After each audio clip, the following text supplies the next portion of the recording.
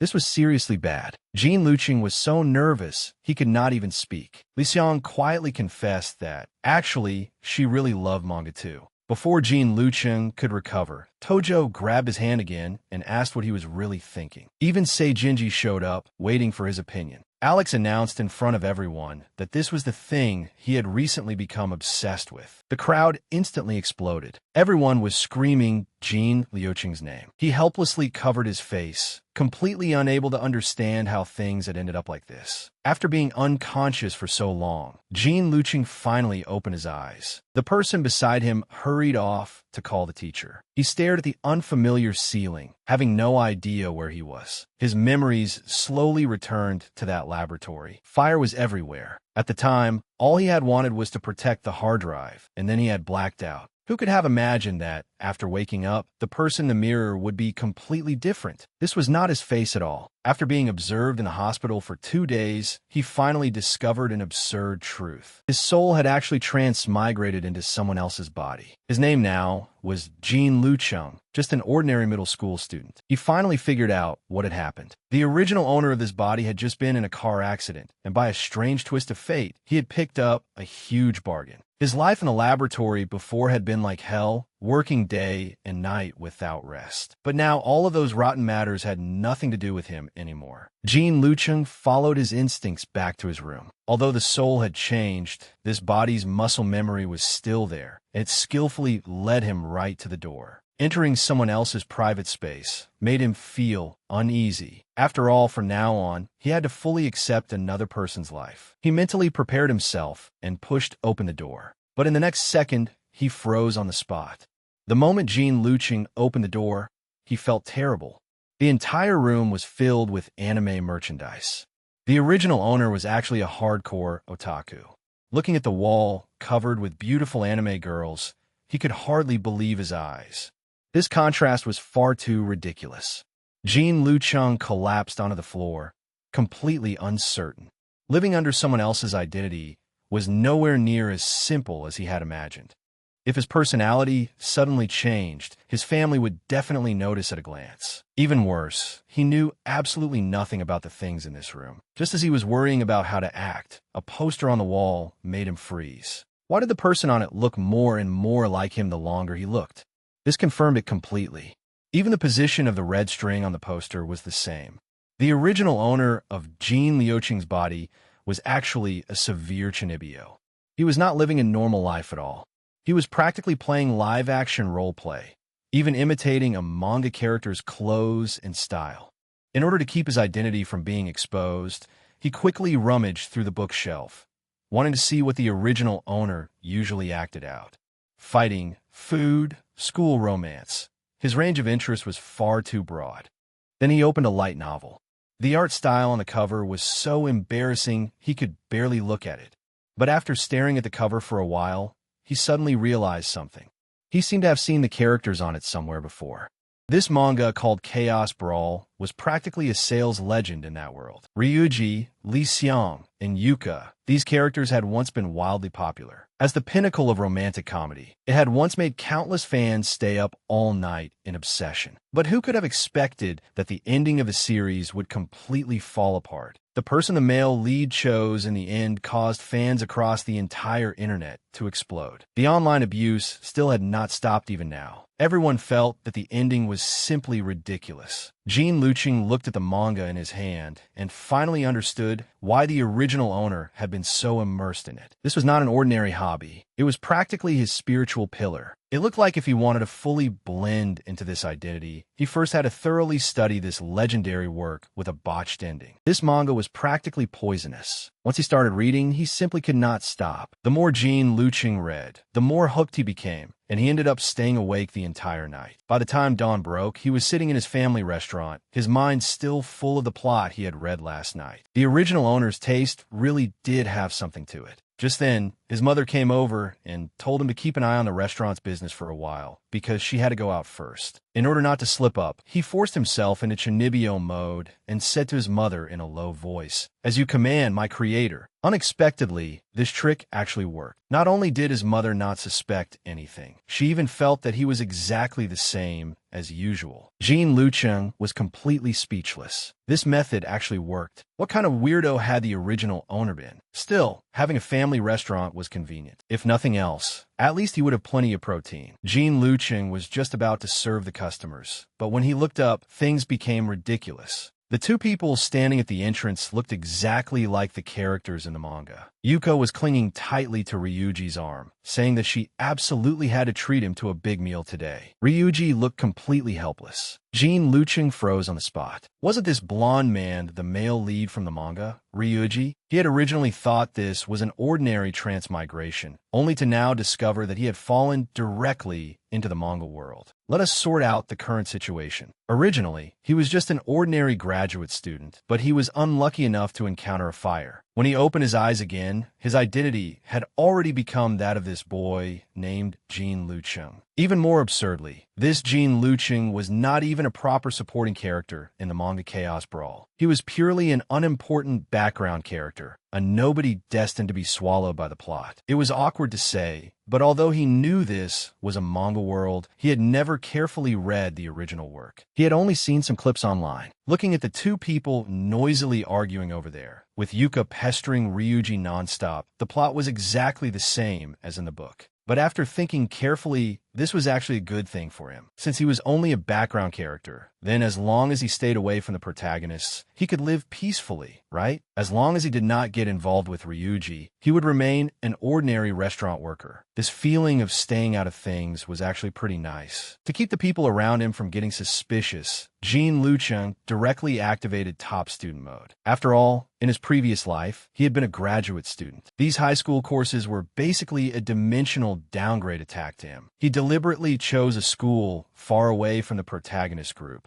and even joined the student council as a model student. As long as he hid far enough away, he should be able to completely escape the plot of that manga with the botched ending. But a stable life alone was not enough. He began planning an even bigger strategy in his notebook: save money, buy stocks, and invest. Since he knew the direction of the future, he had to leave himself a way out. In this world that could collapse at any moment, only by holding enough chips in his hand could he truly control his own fate. Besides making money and studying, Jean Lucheng also discovered a life-saving treasure: lifting weights like crazy. After all, in this world that could collapse at any time, muscles were the most reliable insurance. Even if this was a romantic comedy, at critical moments, fists still did the talking. As a result, once he started training, he became completely addicted. The feeling of gaining rewards, as long as he put in effort, was, to a former graduate student like him, even more satisfying than doing research. And so, the days passed one by one. No one expected that when he appeared again, he would have completely transformed. In the blink of an eye, the new school year arrived, and the campus was filled with new students. But one person's aura was clearly different from everyone else's. After this period of hellish training, Jean Lucheng had been reborn. With his height of over 1.80 meters, he was practically the center of attention when walking down the road. Even girls passing by could not help glancing at him.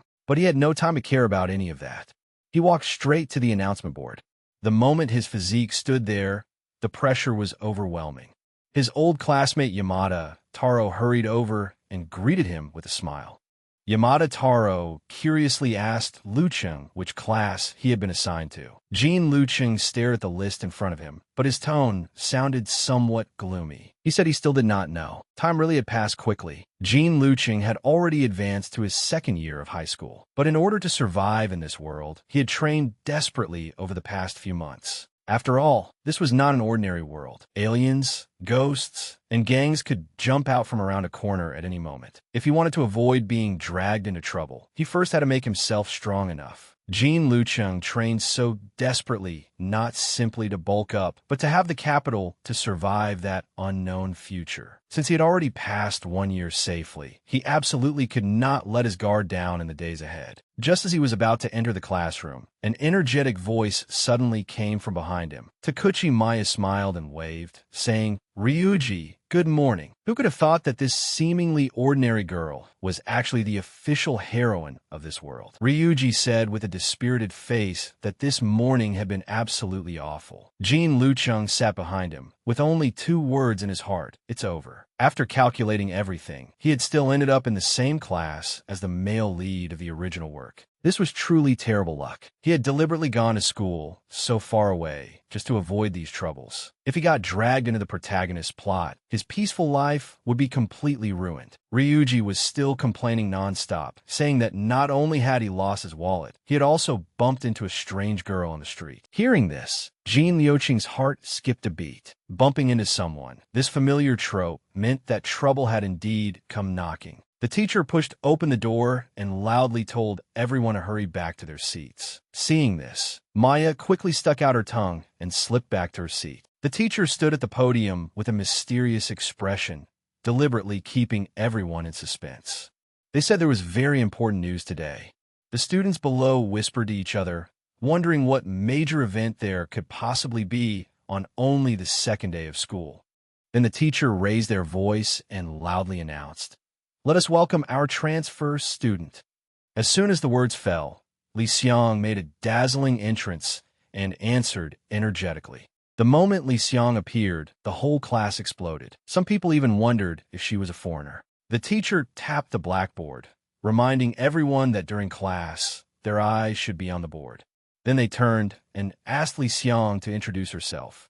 Li Xiang smiled openly and said, "My name is Anbin Li Xiang. I transferred here from King Kong. I love cats and sweets the most. Please take care of me from now on."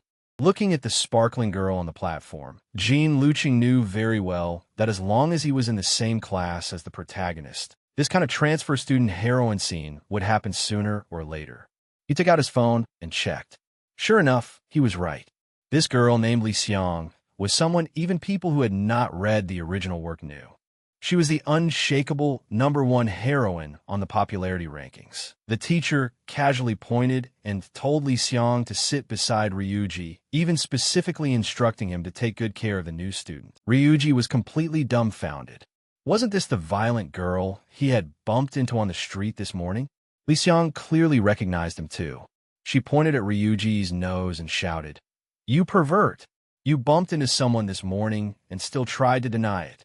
Ryuji instantly exploded in anger. "Who are you calling a pervert? Explain yourself." But the teacher cheerfully said from the side, "So you two already know each other? That's wonderful. Hurry and sit down." Li Xiang marched to her seat and sat down, and Ryuji shivered under her momentum. Without another word, he turned his head aside, putting on an attitude of wanting nothing to do with her. Just as the atmosphere became extremely awkward, Li Xiang suddenly took out a wallet and shoved it at Ryuji in irritation, asking if it was the one he had lost this morning. Ryuji froze completely and only managed to squeeze out a "thank you" after a long while. It seemed the tension between the two of them had finally eased a little. Watching these two perform the classic bickering couple routine, Jean Lucheng only felt a headache coming on. Was he really going to have to live like this for 2 more years? Right now, all he could think about was transferring schools as soon as possible. With the sound of the bell signaling the end of class, that awkward first lesson finally ended. A classmate came over and asked Jean Lucheng, "Are you done with this manga magazine? Can I borrow it for a look?" Jean Lucheng casually handed it over. "If you want to read it, take it." In the eyes of others, he was a high school student who could not live without manga. But only he himself knew this was not for fun. It was for survival. This world was completely moving according to romantic comedy tropes. As long as he mastered these patterns, he could predict what would happen next. In order not to be killed by sudden developments, he had to constantly follow the latest chapters and figure out the various story directions. But before he could finish analyzing, the scene in front of him made him stop moving. Ryuji suddenly rushed over, grabbed Li Xiang's hands, and said with a serious expression, "I have something I want to talk to you about alone. Can you come with me for a moment?" This sudden private talk was Ryuji taking the initiative to speak with Li Xiang about what had happened that morning. Li Xiang hesitated for a moment, but still followed him out of the classroom. The class exploded. Everyone whispered behind their backs, wondering if these two really had some unspeakable relationship. Jean Lucheng watched from the side and felt that things were not that simple. He casually found an excuse and got up to leave as well. The moment he moved, the people around him did not even dare breathe loudly. He had clearly only said he was going to the bathroom, but his terrifying aura made it seem like he was going to wreck the place. The moment Jean Lucheng appeared, the atmosphere in the hallway instantly changed. All kinds of ridiculous rumors flew everywhere. Some said he was the heir to an assassination art, while others said he was an underworld boss. Seeing everyone retreat to both sides, as if avoiding a plague god, Jean Lucheng felt rather helpless too. He had only built up his physique a little, yet in other people's eyes, he had become an untouchable monster. But this was fine too. At least when he was on the move, no one dared block his way. Right now, he had to hurry and monitor those two people's movements. Although he believed he had seen through romantic comedy tropes, in order to make sure his predictions were not wrong, he had to gather first-hand information on site. In this school, there was only one classic place to avoid the crowd and whisper privately behind the school building. Ryuji was truly panicking now. He pressed his hands together and apologized desperately, afraid that the other person would not forgive him. Jean Lucheng, hiding nearby, was stunned. This was simply the standard apology pose from a romantic comedy. Li Xiang had originally wanted to keep up her act, but in the next second, she completely broke character and burst out laughing. She teased him with a smile, saying she had not expected him to be so simple. It seemed that although this move was old-fashioned, its effect was undeniable.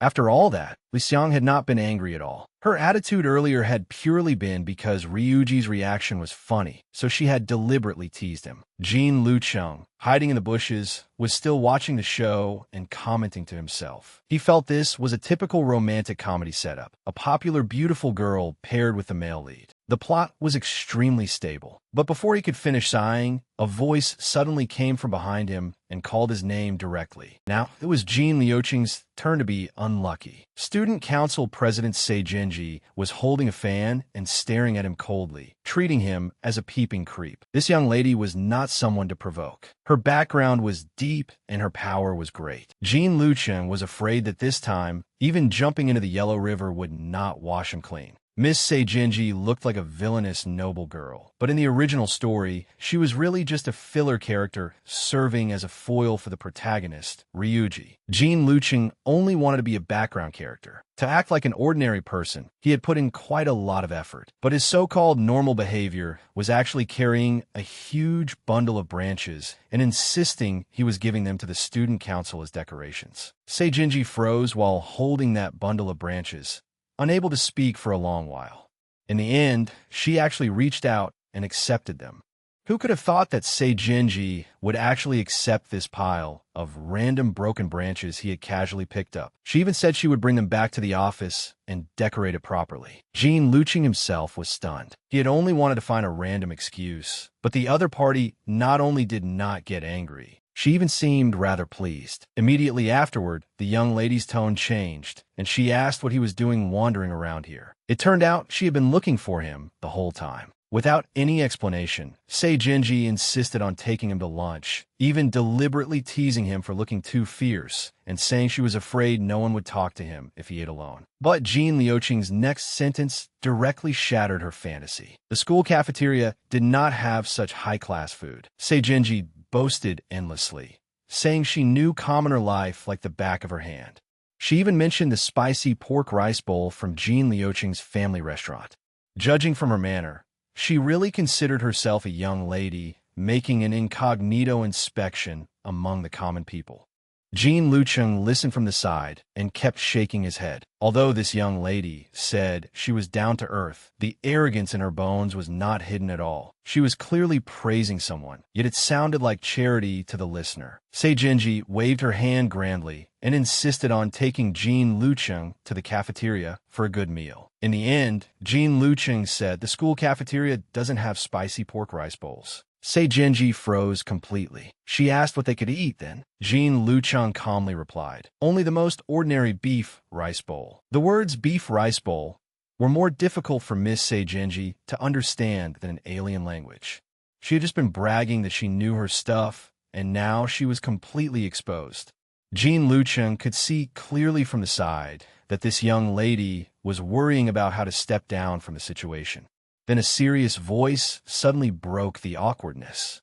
Sejiro hurried over and immediately said that the prepared steak was getting cold. That was the lunch she was supposed to eat. Rice bowls had never been part of the plan. But when Sejiro turned his head and saw Jean Lucheng standing there, his anger instantly flared up. It turned out Jean Lucheng was also a member of the student council, but he skipped duties every day and kept disappearing. Now that Sejiro had caught him red-handed, how was he going to explain himself? The moment Sejiro spoke, it became a massive public execution. He actually revealed in front of everyone that the young lady had been so busy looking for Jean Lucheng that she had not even had time to eat. Jean Lucheng listened with a blank expression. That was certainly a lot of information. Seigenji became completely anxious and desperately tried to shut this guy's mouth. How could such an embarrassing secret be said in front of the person involved? But Sejiro was too eager to protect his master and insisted on demanding an explanation from Jean Lucheng. He even wanted to risk his life for the young lady. In the end, Seigenji had to drag him away with that nearly cold premium steak. Before leaving, he did not forget to turn back and issue a threat. If Jean Lucheng dared to let the young lady suffer again, this matter would definitely not be over. That farce left Jean Lucheng completely stunned. What was all that about? At the usual place after school, the moment he stood there, the people around him subconsciously avoided him. There was no helping it. His physique really was a little too frightening. It seemed that no matter which country you were in, being big was the hard truth. Jean Lucheng was quite satisfied with his muscles. In any case, the protagonists were busy advancing the plot. As long as he remained a background character, he could live peacefully. But before he could be happy for even 2 seconds, a voice suddenly came from behind him. It was actually Li Xiang, who had just transferred in today. She greeted him with a smile and even called out his name. Jean Lucheng's whole body stiffened. Why was this woman here? What he feared had come true. Li Xiang had actually approached him on her own, acting completely familiar. She immediately asked for directions. Jean Lucheng's heart skipped a beat. "How do you know my name?" Li Xiang could not help laughing and pointed at the name tag on his bag. "Isn't it clearly written right there?" Jean Lucheng had nothing to say. After being on guard for so long, it turned out he had revealed his own card. The situation was unbelievably awkward. Li Xiang suddenly smiled and said, "You really are a good person. My intuition before was right." Jean Lucheng was completely baffled. Did he really have such a good image in her heart? He could not help asking, "What exactly do you mean by that?" Li Xiang answered as if it were only natural, because in the classroom, you were sitting alone while giving off that strange aura. It would be hard not to remember you. Li Xiang kept talking nonstop, saying that there were rumors about him everywhere outside. Things like him taking on 50 gangsters alone, and even being scouted by the Yakuza. Jean Lucheng felt his head ache as he listened. This misunderstanding was getting deeper and deeper. He had wanted to quietly be a background character, but who could have expected that the most popular girl in the whole school would notice him?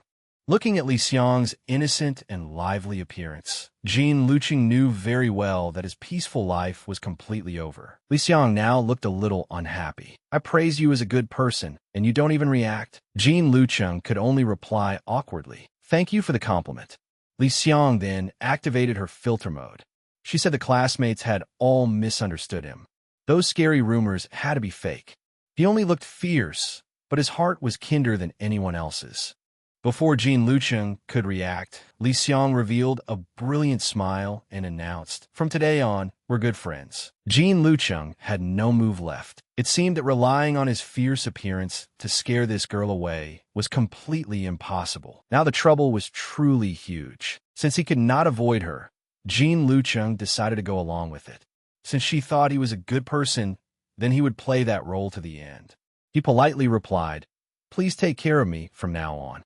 As expected, this girl Li Xiang was easy to fool. She immediately became overjoyed. Jean Lucheng was feeling pleased, thinking the situation was finally stabilized. But then Li Xiang suddenly took out a map and asked if he knew this place. He leaned over and took a look, then immediately lost his composure. This address was actually in a top-class wealthy district. It seemed this girl's background was even more troublesome than he had imagined. Li Xiang became even more excited. She said the destination was very close to her home, so the two of them could take the same train. She even sighed that this must be some special fate. Jean Luqing muttered inwardly. Their homes were actually only 2 stations apart. Now it would be difficult to pretend not to know her. He could only brace himself and agree. But now he faced a major problem. According to the original plot direction, Li Xiang should be interacting with Ryuji. The worst part was that he had never read the original novel. Since he knew nothing about future developments, he decided to change his approach. Rather than blindly guessing as a background character, he might as well get information directly from Li Xiang. As long as he could figure out the upcoming plot, maybe he could even become an advisor for those two.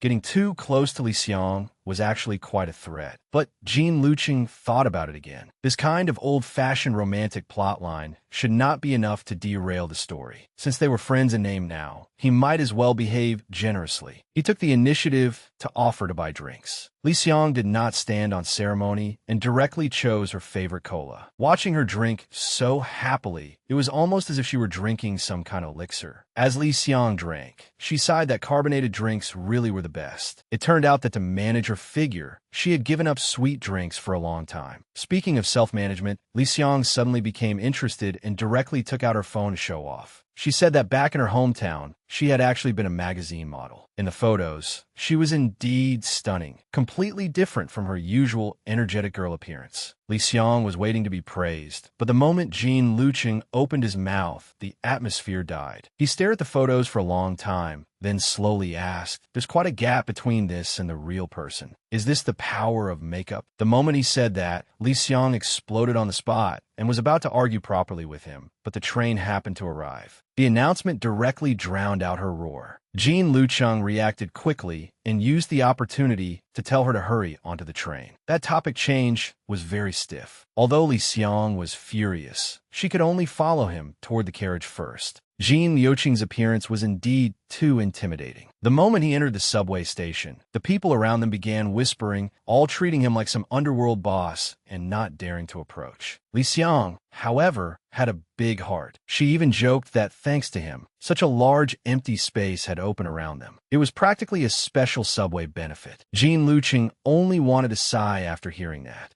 What kind of benefit was this? He was clearly being treated like a dangerous person wherever he went.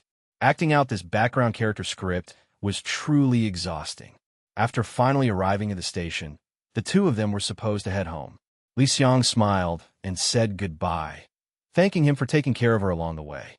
Just as Jean Luqing was about to turn and leave, Li Xiang suddenly called out to him again. Did she still have something important she had forgotten to say? This girl Li Xiang was truly proactive. Even as the train doors were about to close, she did not forget to smile and ask, "Can we meet again tomorrow?" Watching the train roar away, Jean Luqing stood alone on the platform, unable to move for a long while. His heart was now a complete mess. He had clearly only wanted to live peacefully as a background character. So why was the plot development completely refusing to follow the script? How had things become like this? After finally making it to lunch break, Jean Luqing was planning to hide alone and enjoy some peace. Who could have thought this meal was destined to be anything but peaceful? Li Xiang suddenly came looking for him. Seeing her hesitant expression, what she was about to say was probably not simple. Li Xiang looked at Jean Luqing eating alone and felt especially uncomfortable. She could not help asking, "You don't eat here alone every day, do you?" Jean Luqing remained calm and said that if he ate in the classroom, everyone would feel uneasy. Besides, he rather enjoyed the quiet. Just as Li Xiang insisted on keeping him company,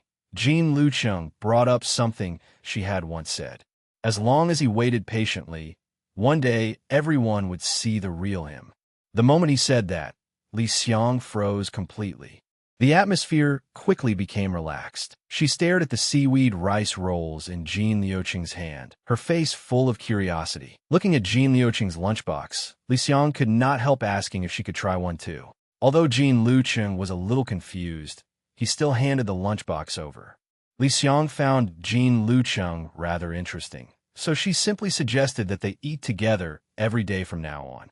But Jean Lucheng did not answer seriously and said he could not cook for her every day. Li Xiang became anxious and hurriedly said that she was not trying to mooch food. Li Xiang's personality was even more cheerful than he had imagined, and getting along with her was not awkward at all. With just one bite of the seaweed rice roll, she was completely conquered. It seemed the rumors were true. The cooking skills of Jean Liucheng's family really lived up to their reputation. Since Li Xiang was giving him so much face, Jean Lucheng also acted politely. Li Xiang took the opportunity to bring out her return gift, saying she wanted him to try the tamagoyki she had made herself. Jean Lucheng did not think too much about it and directly picked up a piece with his chopsticks and put it in his mouth. But after that one bite, he froze completely. The taste practically made him question life. Although life did need a little sweetness, this level of sweetness had clearly exceeded the limit. It felt as though he was not eating egg, but directly chewing a lump of sugar. Looking at Li Xiang's innocent expression, Jean Lucheng could not help asking how much sugar she had put in. She thought this was a normal amount and even asked if it was too sweet.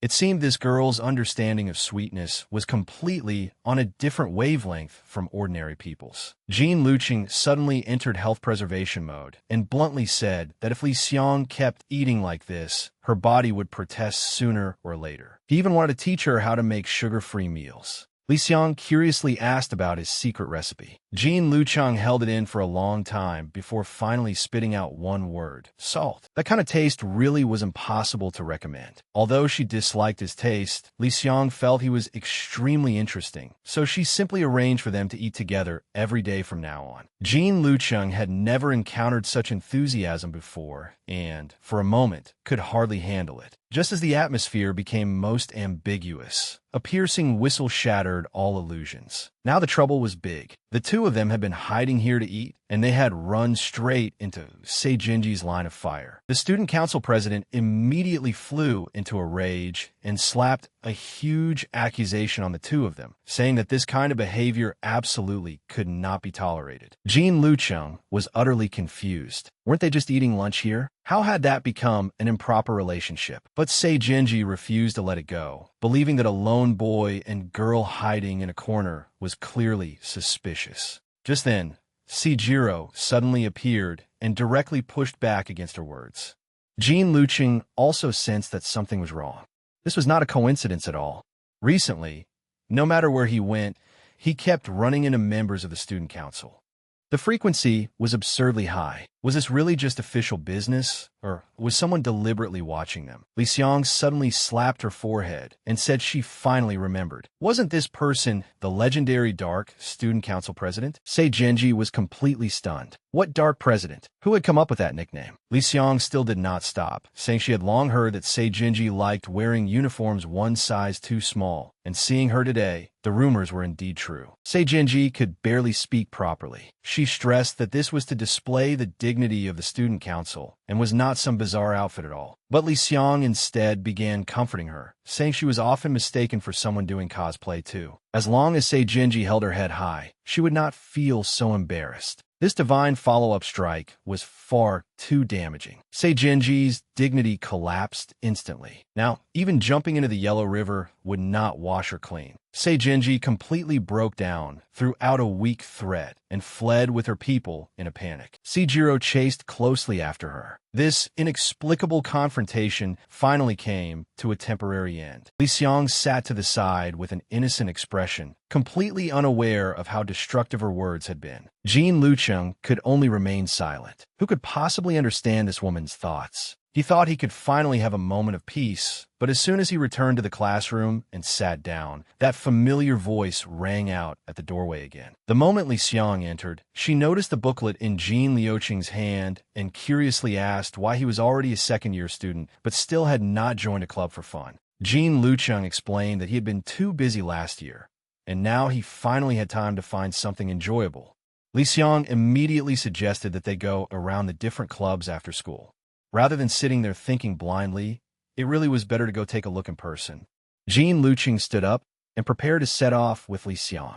But what he said next startled Li Xiang. Jean Lucheng actually planned to visit every single sports club. Looking at his gloomy expression, it was almost as if he had become a different person. This time, Jean Lucheng had no intention of hiding. His extreme yang physique aura fully opened up. He also wanted to personally see just how far the limits of his power could go. On the field, these two little thugs were not good at playing soccer, but their arrogance was greater than the other. They really treated the place as if it were their own territory. Just as they were bragging to each other, a voice suddenly came from behind them. The two of them were about to get angry, but when they turned around and looked, they froze on the spot. The person who had arrived was actually soccer club captain Ryohei. The so-called duo, who had just been so arrogant, did not dare let out even a fart now. After apologizing, they turned and ran faster than anyone else. Although the trouble was resolved, the captain's expression was not relaxed. He was worried about this year's new students. Was there really not a single standout among them? Soccer club captain Ryohei was still worrying. What the team lacked most right now was talent. He dreamed of finding a powerful new student who could completely change the situation. The two thugs who had been chased off just now were still unconvinced. As they walked, they boasted that fighting relied on experience. But before they could finish speaking, they directly ran into an iron wall. Jean Lucheng merely stood there, and the two of them already felt that the air pressure was wrong. He asked coldly, "What did you just say? Say it again if you dare." The two unlucky fools looked up and were almost scared out of their souls. They recognized the man in front of them as the legendary heir to assassination arts, Jean Lucheng. They had been shouting about revenge just now, but now they wished they had two more legs. They screamed while fleeing for their lives, leaving only Jean Lucheng standing there, watching them run off with a baffled expression. Li Xiang started nagging beside him again, blaming Jean Lucheng for getting into conflicts with people everywhere. They had clearly agreed that he should get along well with his classmates. Jean Lucheng felt wrong too. He had only glanced over because someone had spoken to him. It seemed becoming an ordinary person really was not that easy. The moment the two of them reached the edge of the field, the members of the soccer club could no longer sit still. Seeing the great Buddha Jean Lucheng appear, the club members did not even dare kick the ball. They were all guessing whether he had come to cause trouble.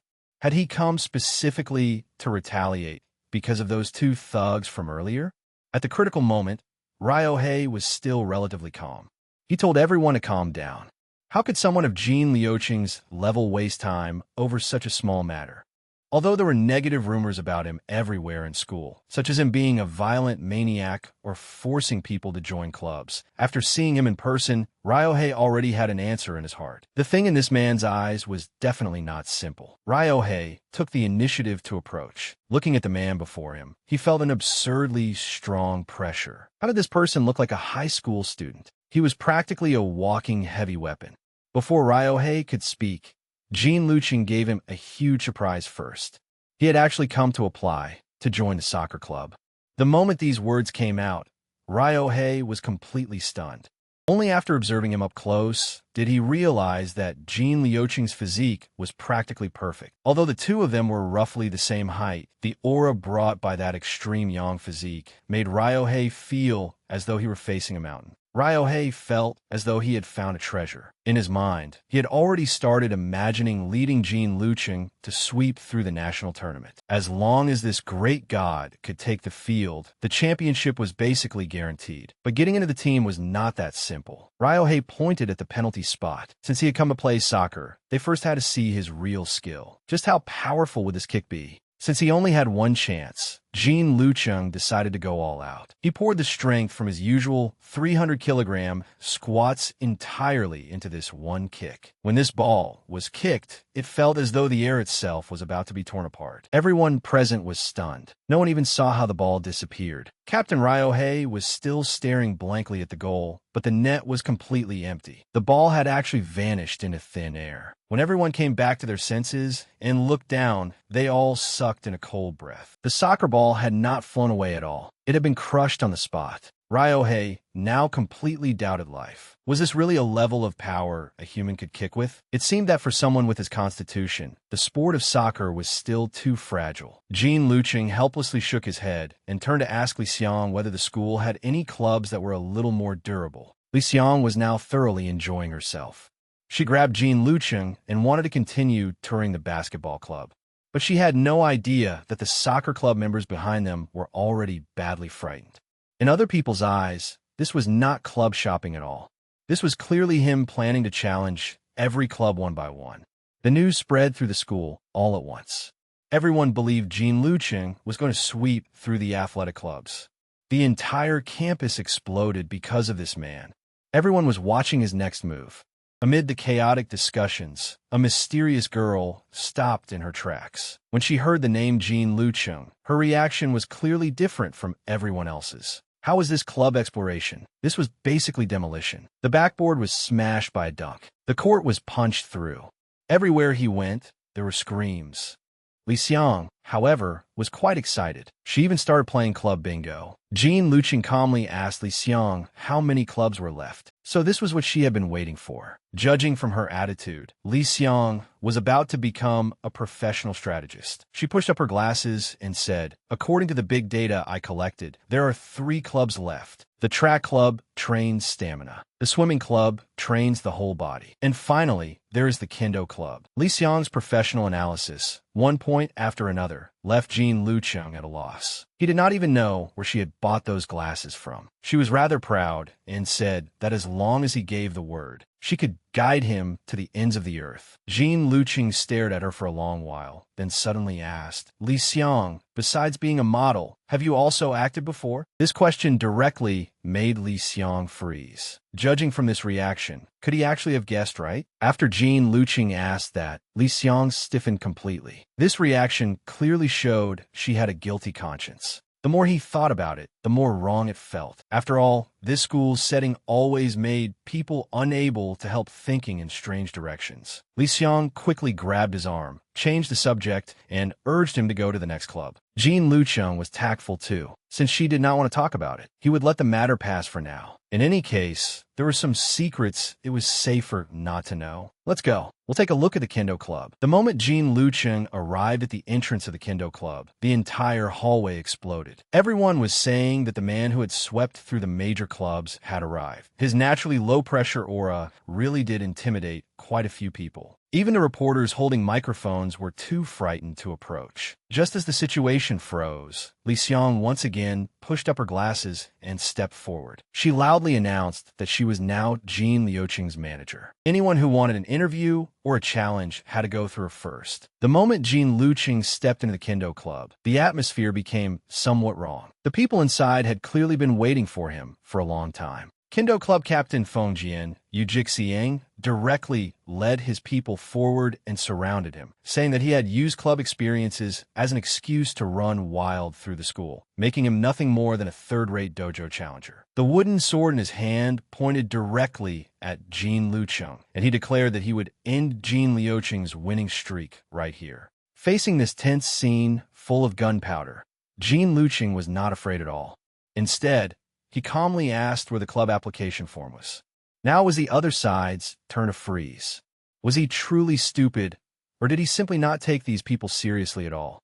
Since Jean Lucheng was this arrogant, Feng Jian Yujixiang did not plan to waste words. He directly set the rules. Whoever landed the first hit would win. He would personally step in and end this man's winning streak. Now the entire school went wild. Everyone took out their phones to record. In their eyes, this was a showdown between justice and evil. Everyone hoped Feng Jian Yujixiang would hurry up and deal with this human weapon. Jean Lucheng listened to the shouts around him and felt extremely depressed. He had clearly only come to try out a club. How had he suddenly become the whole school's public enemy? It seemed that his role as the great villain today had been completely confirmed. Feng Jian Yujixiang's voice directly silenced the entire crowd. He declared that this was a private duel and that all irrelevant people should clear out. If anyone dared force their way in, he would not mind using them as warm-up before the fight. This kind of pressure was truly not something an ordinary student could possess. Li Xiang also sensed it. Feng Jian Yujixiang's aura was completely different from those previous clubs. Jean Lucheng also understood in his heart. It seemed that this time, he had truly run into someone tough. This pressure was absolutely no joke. Behind Feng Jian Yujixiang,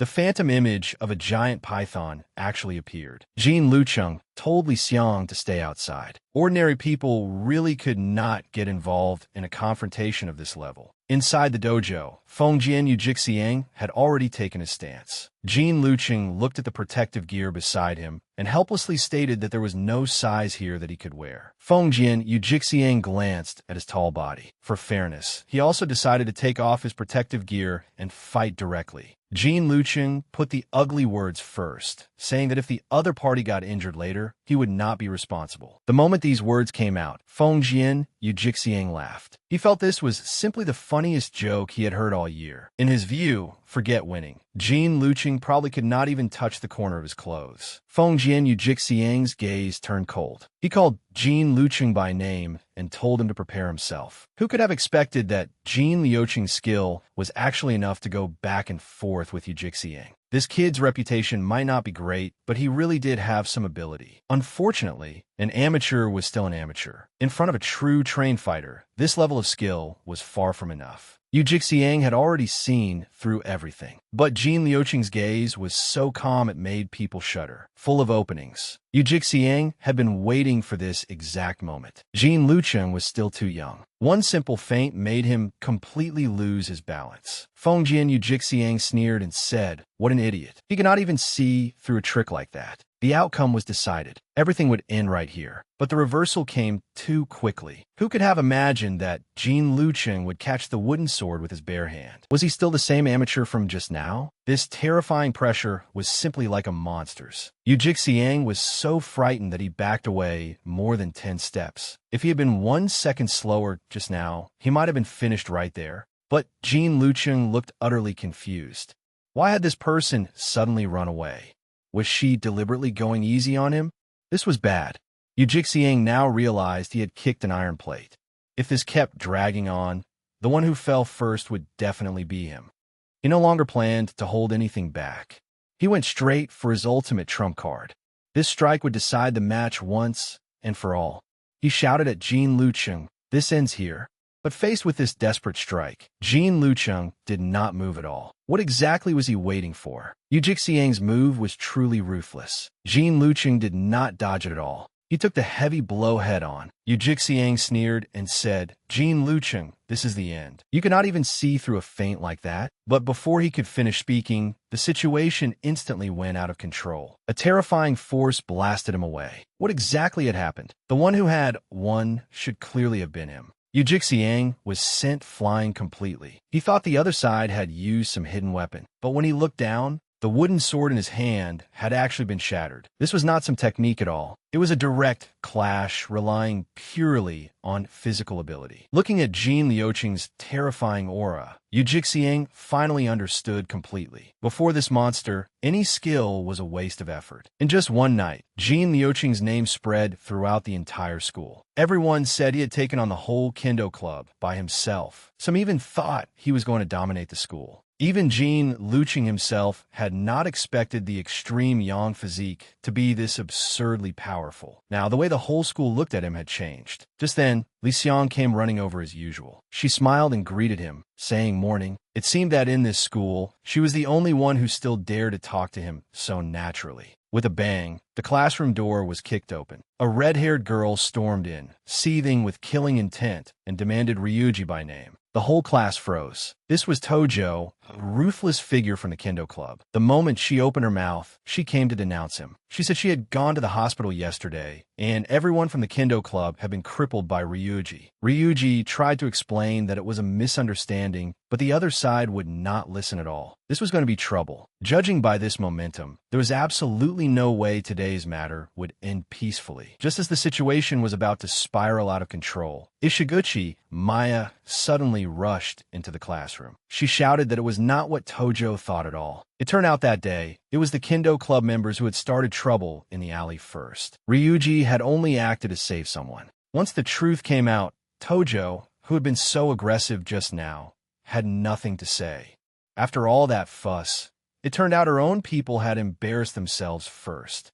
This revenge had become a complete joke. Now the matter was completely clear. Maya personally confirmed that Ryuji had indeed acted out of righteousness.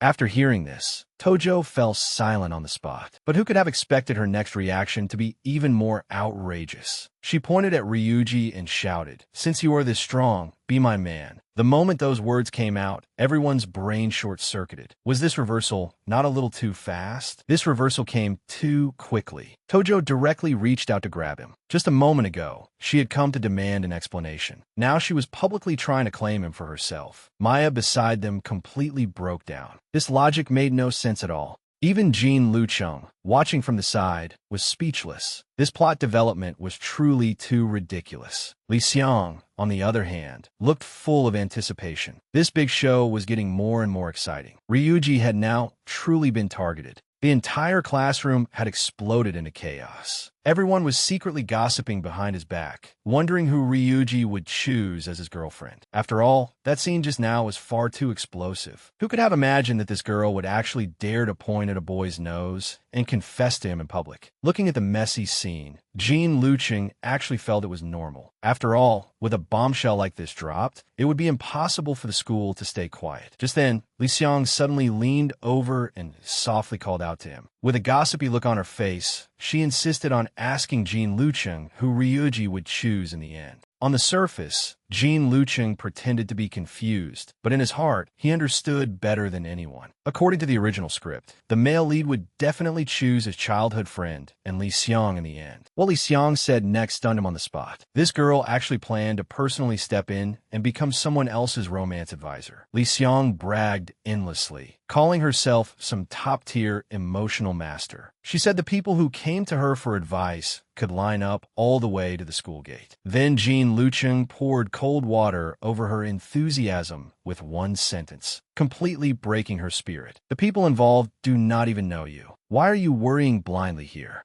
But not only did Li Xiang have no intention of stopping, she became more proactive than anyone. What exactly was this girl so fixated on? As soon as Jean Lucheng walked into the classroom, he noticed that the atmosphere was a little off. Tojo, who is usually so fiery and impulsive, was acting strangely serious today. A classmate beside him quickly came over to reveal the news, saying this girl had been waiting here since early morning. She insisted on waiting for that person to appear, saying she wanted to treat him and apologize for what had happened before. But anyone with eyes could tell this was not just a simple apology. Using a treat as an excuse to go on a date was her real goal, right? Who could have imagined that the seemingly ordinary Tojo had such a terrifying background? She was actually the precious young lady of a top Yakuza organization. The classmate talked so much his saliva nearly flew everywhere, emphasizing how dangerous her family was. But after Jean Lucheng listened, he only calmly replied, "So what?" This reaction left the classmate completely at a loss. In Jean Lucheng's eyes, as long as the other side had not made a move, who cared whose young lady she was? This guy was also quite a weirdo.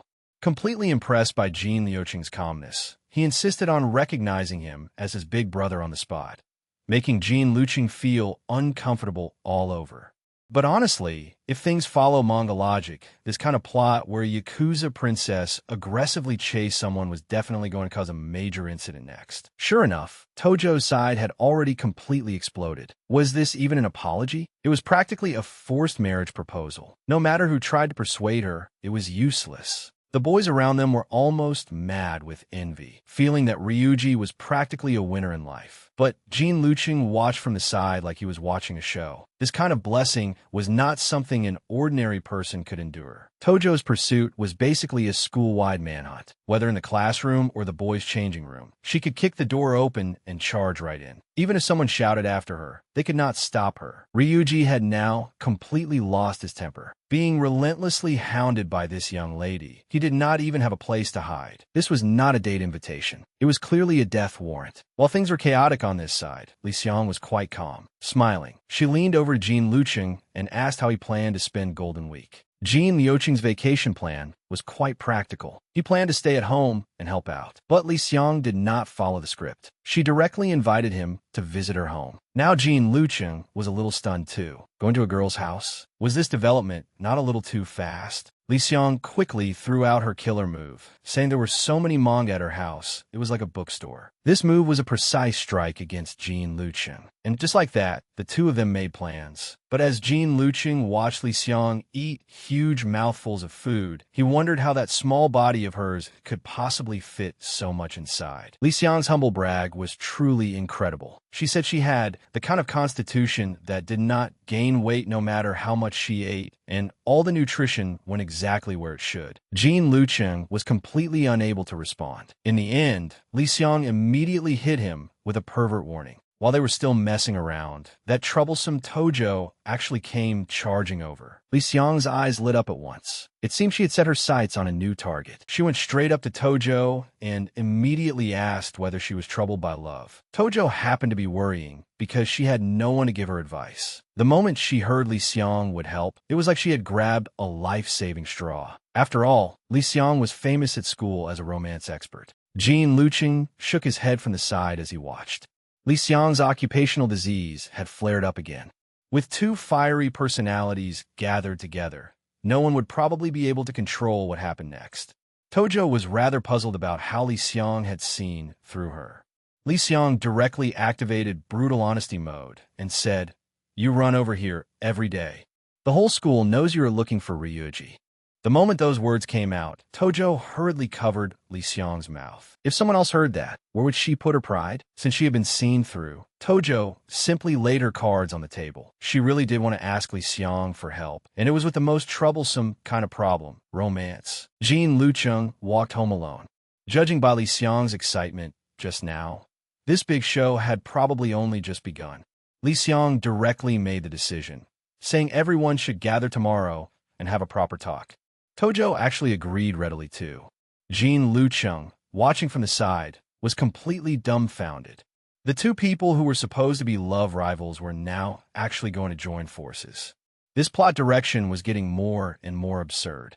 Since he could not figure it out, he simply stopped thinking about it. Jean Lucheng planned to go to the gym and work up a sweat, pushing all these messy thoughts aside for now. But as soon as he entered, the scene completely surpassed his understanding. The gym was usually quite normal. So why were these people acting like they had gone crazy today? All of them were training madly. The atmosphere was clearly off. Had something major happen again today? Just as Jean Lucheng was preparing to go all out, a voice suddenly came from behind him and called out his name directly. The voice did sound familiar. When he turned around, he unexpectedly ran into a familiar face here. Yu Jixiang was rather straightforward, taking the initiative to sigh that the world was really small, since they could even meet in a place like this. Jean Lucheng stared at the other person for a long time and finally matched the name to the face. Was this not Fengjian Yu Jixiang? Jean Lucheng had never expected that he would run into Yu Jixiang by chance at the gym. It seemed the amount of exercise from the club really could not satisfy him. As long as he stood there, all the men around them instantly became as fired up as if they had been injected with adrenaline. Even more coincidentally, Yu Jixiang actually said he had recently moved nearby. Fate really did come when it wanted to.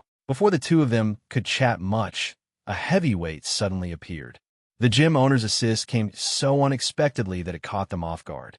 He insisted that Jean Lucheng guide Yu Jixiang, and even quietly said that Yu Jixiang had come because of him. This misunderstanding had really gotten out of hand. Before Jean Lucheng had time to explain, the gym owner directly activated demon mode. He said it was to help the newcomer get familiar with the place, but then immediately set the weight to 220 kilograms and called it a light warm-up. Yu Jixiang was dumbfounded on the side. How was this fitness? This was clearly risking one's life. But the gym owner actually understood better than anyone. He had been in this line of work for 20 years. What kind of tough characters had he not seen? But a monster like Jean Lucheng was still a first for him. 220 kilograms was not enough. The gym owner directly increased the weight to 270. Jean Lucheng actually agreed at once, without the slightest hesitation. Now Yu Jixiang was completely stunned. How was this working out? This was practically gambling with his life. But what happened in the end? Jean Lucheng actually completed 5 sets with ease. The gym owner proudly showed him off from the side, saying he was a monster through and through. Only then did Yu Jixiang react. Such absurd strength and coordination were not something an ordinary high school student could possess. This was clearly the legendary 1 in a million extreme yang physique. The legendary heroes with immense strength all supposedly possessed this kind of extreme yang physique. This was not a realm that could be reached through acquired effort. Thinking back to their previous exchange, Yu Jixiang finally dared to be certain that the terrifying strength in Jean Lucheng's body was absolutely not something an ordinary person should have. This matter was no small thing. He had to report it to his superiors immediately. It seemed the peaceful days ended here. At the same time, Li Xiang, Jin Lucheng, and the others had already arrived back at Tojo's family mansion. Ryuji had been waiting at the gate early. Who could have imagined that Tojo, who usually looked so carefree and rough around the edges, came from a Yakuza family? Before Jin Lucheng could recover from his shock, trouble came knocking first. The moment the guards saw Jin Lucheng, they exploded on the spot. Pointing at his nose, they began shouting, insisting that he was an assassin sent by an enemy faction. Tojo was so angry she nearly jumped, loudly explaining that he was her friend. But the guards did not believe it at all. After all, what high school student could look this murderous? With that aura and that build, people would believe it if you said he was here to wipe out the household. Jin Lucheng really could not clear his name now. After the guards caused that commotion, Tojo felt quite embarrassed and kept apologizing to Jin Lucheng. Jin Lucheng, however, remained calm. In any case, he had long since grown used to being misunderstood because of his fierce appearance. But they had not gathered today to talk about that. Li Xiang had already put on an apron and was ready to begin her romance cooking lecture. Looking at her confident expression, anyone who did not know better would think she was some famous chef. She explained everything logically, saying that to capture a man's heart, one had to first capture his stomach. Tojo listened in a daze. Jin Lucheng watched from the side and kept feeling that this was not very reliable. Just as Li Xiang had appointed herself romance mentor and was preparing to show off, the three of them finally officially got to work. But not much time had passed before a scream came from the kitchen. Tojo's first ever boxed lunch was finally finished. Although it looked decent enough, the commotion in the kitchen just now had been nothing short of a disaster. Li Xiang gave frantic instructions. Tojo fumbled around in a panic and nearly blew the kitchen sky high. In the end, they produced a plate of greenish monster food. Jin Lucheng watched from the side and began questioning life. What kind of romantic comedy scene was this? This was clearly a heavenly tribulation. For the sake of everyone's future, Jin Lucheng decided he could no longer stand by and watch. If they were going to eat, then they should make something professional. The moment Jin Lucheng took action, the heat control and his posture instantly turned the kitchen into a stage. As expected, Jin Lucheng did not disappoint once he made his move. The golden fried rice had just been placed on the table when the two girls completely fell for it. One bite, and it was so fragrant they could not stop eating. Li Xiang ate while wondering how he had trained his cooking skills. Jin Lucheng answered quite frankly. He simply did not want his mother to work too hard, so he learned to do things himself. Those words moved Li Xiang deeply. Just as everyone was happily eating, Li Xiang suddenly slapped her forehead as if she had remembered something important. She looked mysteriously at Tojo and said she had also prepared a special gift. Li Xiang had really spared no expense this time. She directly gave Tojo a huge pile of cosmetics. Judging by this momentum, she was determined to give Tojo a major makeover. She had even scheduled a trip to buy clothes. But before she could say more than a few words of praise, Li Xiang began stabbing at the heart. She bluntly complained that Tojo's usual fashion style was practically no different from that of a middle-aged man on the street. The moment those words came out, Tojo froze completely. Jin Lucheng shook his head as he listened from the side, thinking that Li Xiang's mouth was far too poisonous. She really did not leave anyone any face.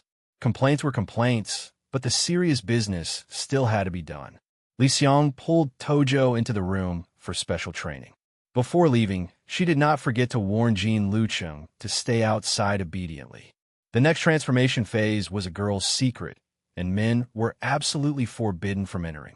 Li Xiang dragged Tojo away in a whirlwind, leaving Jin Lucheng standing there alone in a daze. Just now, she had said a man's opinion was important, but in the next breath, she left him aside. A girl's thoughts were truly hard to understand. After being busy for an entire day, Li Xiang seemed quite satisfied. She was looking forward to Tojo's upcoming date. On the way home, Jin Lucheng suddenly stopped in his tracks. It turned out he wanted to go to a convenience store to buy a weekly manga magazine. Unexpectedly, Li Xiang was a fellow enthusiast too. The two hit it off immediately and rushed straight to the bookshelf. Li Xiang smiled and said her father used to often tell her that people who liked reading manga could not be bad people. This time, Jean Luching was not joking. Instead, he looked at Li Xiang with a serious expression and said that she had spent the whole day running around and worrying over Tojo's matters, so she was the truly kind person. The moment these words came out, Li Xiang froze completely. She had obviously not expected this usually quiet man to praise someone so directly. Before Jean Luching could react, Li Xiang shot toward the cash register as if her backside were on fire, without even looking back. She even shouted that he was moving too slowly. Looking at Li Xiang's fleeing figure, Jean Luching stood there with a blank expression. He did not think in that direction at all. He was even wondering whether the girl had suddenly gotten a stomachache and was rushing to find a restroom.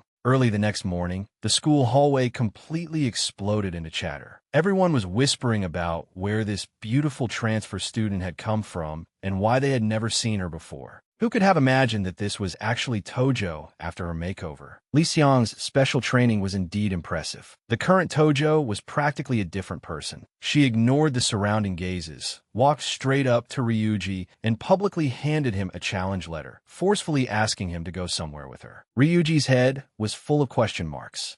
Looking at the beautiful girl before him, he did not recognize who she was at all. When they arrived on the streets of Shibuya, Li Xiang was still excitedly going on, saying Tojo's confession earlier had been incredibly bold. Tojo also struck while the iron was hot and wanted Li Xiang to start calling her by her given name. Li Xiang, loving the excitement, suggested that from now on, everyone should call each other by their given names. Now Jean Luching had nothing to say at all and could only silently follow behind them. But when he turned around, he discovered he had entered a completely unfamiliar world, the women's clothing section. This was a place he normally would never step into. It turned out that after school, Li Xiang had insisted on dragging him along, saying they needed to choose Tojo's battle outfit for her date. With no other choice, he could only bite the bullet and act as their advisor. Just then, Li Xiang took a liking to an outfit. Li Xiang had now fully entered her zone. She pulled Tojo along and began shopping like crazy. Whatever she liked, she picked up, giving Tojo no chance to breathe. Looking at the cute clothes in her hands, Tojo felt extremely uneasy. This style was far too different from her usual appearance. Li Xiang did not care about that at all. She pushed Tojo straight into the fitting room and specifically told Jean Luching to stand guard outside, saying the next part would be left to her, the big sister. Seeing Li Xiang's overly serious attitude, Tojo had not even reacted before she was cornered. Listening to the sounds coming from the fitting room, Jean Luching outside also began to mutter to himself. Was this trying on clothes? It sounded more like taking someone apart. After dragging things out for quite a while, Tojo finally agreed to come out of the fitting room. Although she kept complaining that the skirt was too short, this outfit truly made people's eyes light up. Li Xiang quickly pulled her over to claim credit and asked Jean Luching what he thought. Jean Luching did not hold back his praise either, bluntly saying that the outfit suited her very well. It seemed the saying that clothes make the person really was true. Who could have imagined that the usually fiery Tojo would seem like a completely different person just by changing clothes? But while this side was still immersed in the date atmosphere, on the other side, at the Tojo family mansion, the mood had dropped to freezing point. A man was leading a group of people on high alert. Judging by their serious posture, something major had clearly happened at home. The man seated in the main position was Tojo's biological father and also the most powerful boss of this generation. In an icy tone, he mentioned that he had heard Tojo recently had someone she liked. As soon as he finished speaking, he drove a short blade into the tabletop with a backhand motion. This frightened the subordinates around him badly. Anyone could see that this boss was in an absolutely terrible mood. Without turning his head, he asked his attendant what that reckless brat's name was. The attendant quickly lowered his head and answered that the person was named Ryuji. It seemed Ryuji had truly gotten into major trouble this time. The attendant had investigated Ryuji's background thoroughly. It turned out this boy attended the same school as Tojo, and recently, Tojo's behavior had been extremely abnormal. First, she unprecedentedly went to a hair salon. Then she went on a wild clothes shopping spree at the mall. The attendant concluded that this weekend, Tojo was definitely going on a date with Ryuji. The moment those words came out, her father could no longer sit still. He roared directly in the hall, looking as if he wished he could rush over right now and tear Ryuji apart. No matter how the people around him tried to stop him, they could not hold him back. It seemed this boss was going to get serious. He issued a mobilization order on the spot, ordering all subordinates to stand by that weekend.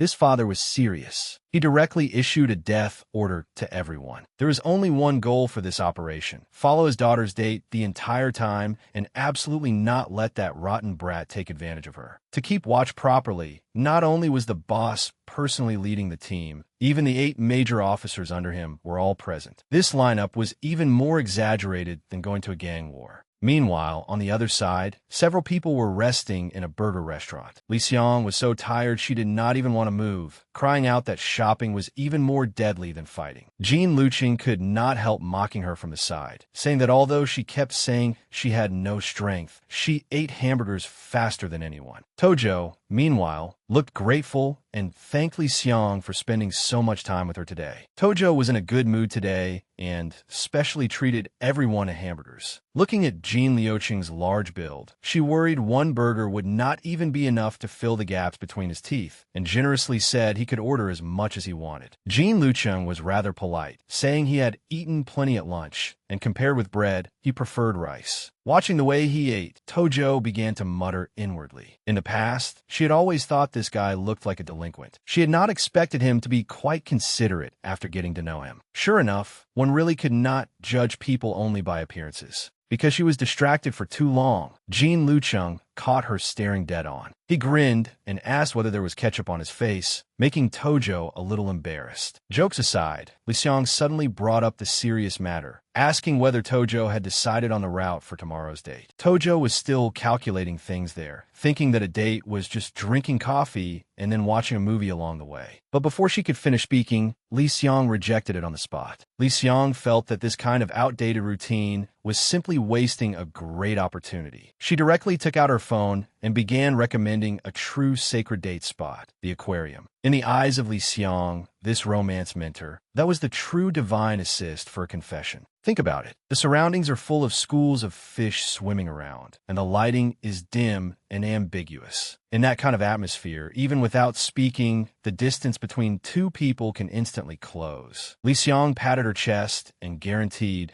that as long as the date location was changed to the aquarium, tomorrow's plan would be a sure win. Tojo was honestly too simple and actually accepted all of her suggestions. Jean Luqing watched from the side and shook his head. What kind of romance master was this? She was clearly a troublemaker who feared the world was not chaotic enough. As the sun set, the group said goodbye at an intersection. Tojo even thanked them gratefully and said goodbye, completely unaware that she had already fallen into Li Xiang's trap. After Tojo walked away, Li Xiang immediately revealed her true face. She leaned over to Jean Luqing and asked what plans he had for tomorrow. Jean Luqing only wanted to stay at home and quietly read manga. But Li Xiang shocked him with one sentence, saying that tomorrow she would take him to the aquarium to conduct an on-site inspection. Jean Luqing was completely speechless. Li Xiang was now fully fired up. She insisted on dragging Jean Luqing along to supervise, saying that since they were all friends, they had to take responsibility for Tojo's happiness to the end. Jean Luqing could not do anything about her either, so he could only reluctantly agree. At the same time, the street suddenly became quiet. Passers-by retreated one after another, as if afraid of bumping into some huge trouble. A burly man appeared. The pressure he gave off was so intense it was hard to breathe. He stared at the building in front of him and muttered in a low voice that this was the place where his daughter would have her date. Ryuji at least was not late. Today's Tojo was indeed beautiful. This carefully prepared outfit directly left Ryuji stunned. The two of them were just about to go drink some tea, unaware that behind them were two fully armed bodyguards. Li Xiang and Jean Luqing were hiding in the shadows, observing the results of yesterday's special training. Just as the atmosphere was getting better and better, the thing they were most worried about still happened. Tojo's father was nearby, and judging by his anger, he was about to lose control. This man's temper had truly exploded, just because his daughter had waited 5 minutes. He looked as if he wanted to tear the other person apart. His subordinates hurriedly advised him to calm down. After all, such a large group gathered together was far too conspicuous. To avoid exposing their whereabouts, they decided to break up the whole group into smaller teams and begin tailing them. The man even felt that his disguise was absolutely flawless. On the other side, Li Xiang was happily eating a large ice cream, completely unaware that danger was right behind them. But Jean Luching noticed something was wrong. Why had the atmosphere in this shop suddenly become so strange? There were odd-looking middle-aged men everywhere, and all of them were staring at them. Jean Luching now reacted. These people were probably all sent by the Tojo family. Meanwhile, Ryuji and Tojo were still happily planning to go see the dolphins, completely unaware that the shop was full of informants planted by her father. Jean Luching knew very well that this date was probably in great danger. In the blink of an eye, they arrived at the subway station. The crowd was so packed it could almost flatten a person. Ryuji and Tojo were squeezed in the crowd, without even a place to set their feet. Jean Luching and Li Xiang, who were responsible for escorting and protecting them, did not escape either. They were all squeezed into the narrow train carriage, no different from sardines in a can. Li Xiang completely lost her composure now, her whole body almost pressed into Jean Luching's arms. Jean Luching, however, acted very reliable. While blocking the crowd, he comforted her and told her to hold on a little longer. There were simply too many people in the station, seeing that they were about to lose the targets ahead. Jean Luching could not worry about anything else. He grabbed Li Xiang's hand and rushed outside. If they did not move quickly, they really would not be able to squeeze out. After finally getting out of the crowd, both of them looked somewhat disheveled. Li Xiang quietly reminded him, and only then did Jean Luching realize that he was still tightly holding her hand. The atmosphere suddenly became a little subtle. Li Xiang lowered her head and said, "Next time, remember to hold it a little more gently." Now it was Jean Luching's turn to freeze. There was actually going to be a next time?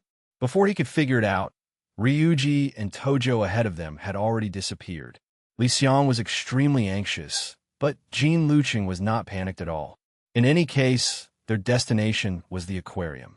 But at that moment, he noticed several familiar faces in the crowd. Those guys in suits. Were they not the Tojo family's lookouts? It seemed this trip to the aquarium was destined to cause major trouble. Jean Luching was walking forward with his back hunched, afraid of being recognized by the Tojo family's people. But whatever he feared came true. The man noticed that suspicious back a glance. After all, with Jean Luching's build, even wearing a hoodie, he was far too conspicuous. The attendant beside him quickly explained that this boy had visited the mansion a few days ago and was the young lady's friend. The man now understood. These two must have been unable to rest easy and were secretly following behind as escorts. Since he had already lost track of his daughter, the man simply decided to use one hunter to follow another. If they followed these two bodyguards, they would definitely be able to find the date location. The group set off in grand formation. On the other side, Ryuji and Tojo finally arrived at the aquarium. The two were happily heading inside, completely unaware of how many groups were already following behind them. But the instant they entered, Ryuji was targeted again by thugs on the roadside. The other side recognized him at a glance. Judging by their gnashing teeth, they had clearly formed a grudge before. These two unlucky guys had appeared again. Looking at the injuries all over them, they were clearly thanks to Ryuji. The more they thought about it, the more stifled they felt. Why were they kicked out of the kendo club while that bastard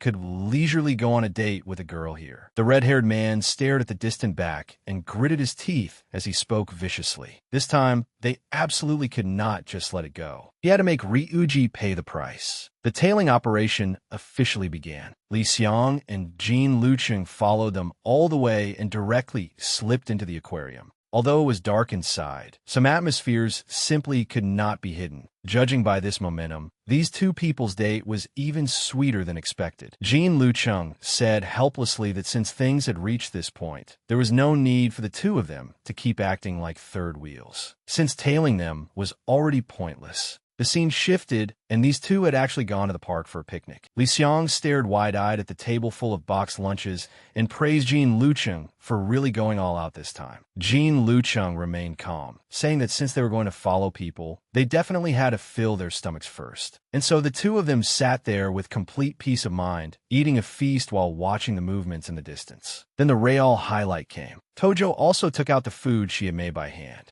Although Tojo was usually rough and carefree, this time she had truly put in hard work. After all, it was her first time cooking for someone she liked. For this boxed lunch, she had even specially gone to Jean Luching for advice and practice day and night for 3 whole days. Now, the moment of truth had finally arrived. Ryuji froze completely and could not help exclaiming that her cooking was amazing. Tojo generously invited him to eat, saying she had specially made plenty extra and that Ryuji should not hold back. Ryuji was also a straightforward person. He picked up a rice ball and took a big bite. As a result, after one bite, he praised it endlessly. Seeing her feelings being accepted, Tojo relaxed quite a lot. She simply struck while the iron was hot, directly picking up some food and bringing it to Ryuji's mouth.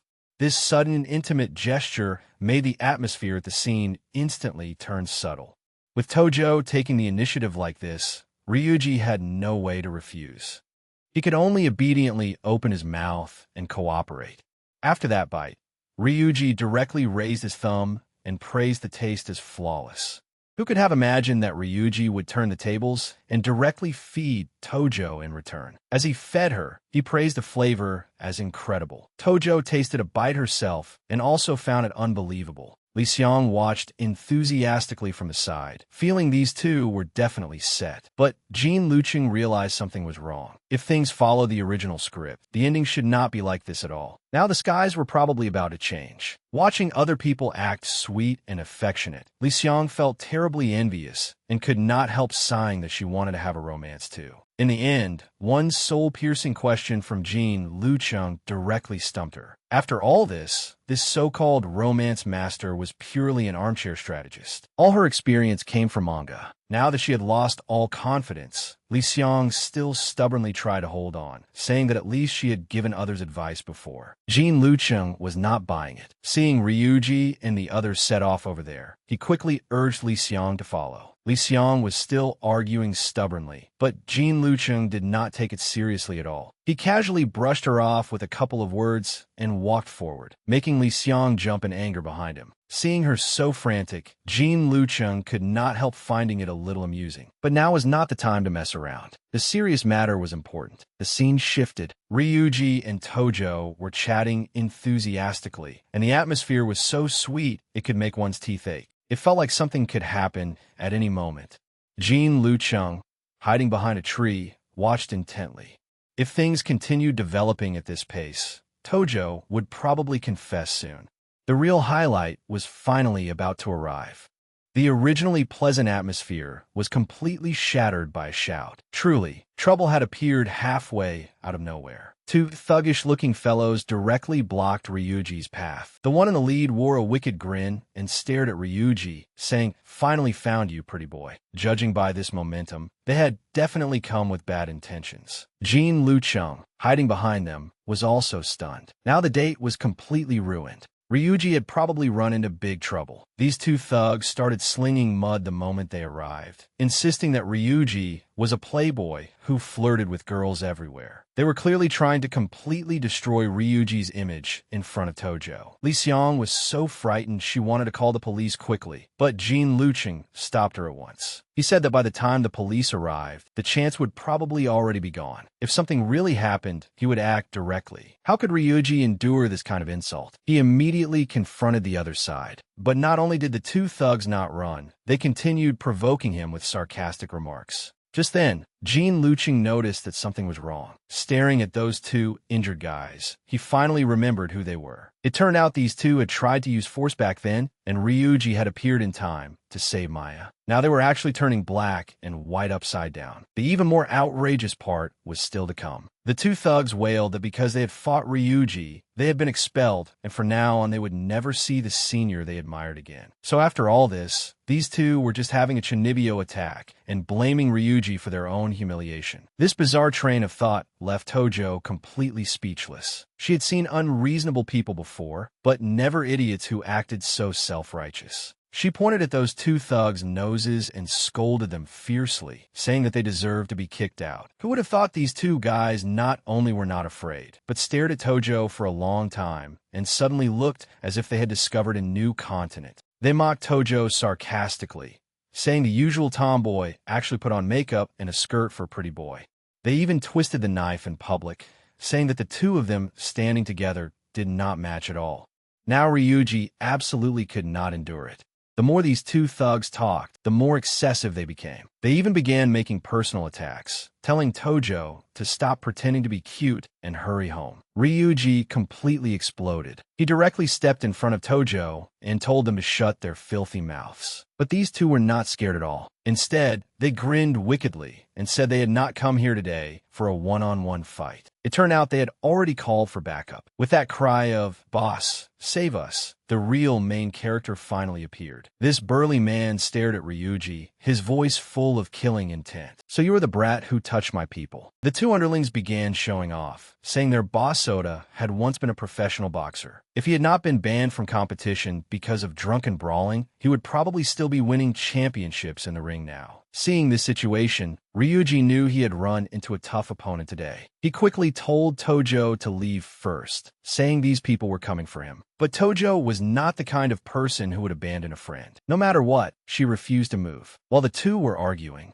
Soda had completely lost patience. He sneered at the two of them and said, "What idle drama are you acting out here?" As soon as he finished speaking, he suddenly reached out and grabbed Tojo. Soda had now completely thrown away all shame. He actually harassed Tojo in public, telling her not to hang around with a coward like Ryuji. How could Ryuji endure this kind of anger? With an enraged roar, he swung his fist directly. But Soda landed a heavy blow squarely in Ryuji's abdomen. Just as both sides were fighting fiercely, the truly ruthless character finally could not sit still. Jin Lucheng told Li Xiang to wait where she was. Judging by his eyes, he was going to personally step in. This thug leader was far too arrogant. It was not enough that he had knocked Ryuji down. He actually wanted to drag Tojo away in public. Just as he was getting carried away, a dark shadow suddenly appeared behind him. That aura instantly silenced the surroundings. Jin Lucheng had made his move. Without saying a word, he directly clamped down hard on Soda's wrist. Soda, who had been so arrogant just now, froze completely. No one saw clearly how Jin Lucheng had moved. Soda, who had been so arrogant just now, was directly forced back several steps by that momentum. Jin Lucheng stared coldly at the other side, his tone without the slightest warmth. "I do not want to say this a second time. Do not touch my friend with that filthy hand." No one saw clearly how he had appeared. Even the underlings opposite him were dumbfounded. Jin Lucheng said coldly, "Do not touch my friend with your filthy hand." Soda was still shouting desperately, thinking he had only been caught off guard by a sneak attack. He even wanted to make threats and tell Jin Lucheng to experience the consequences.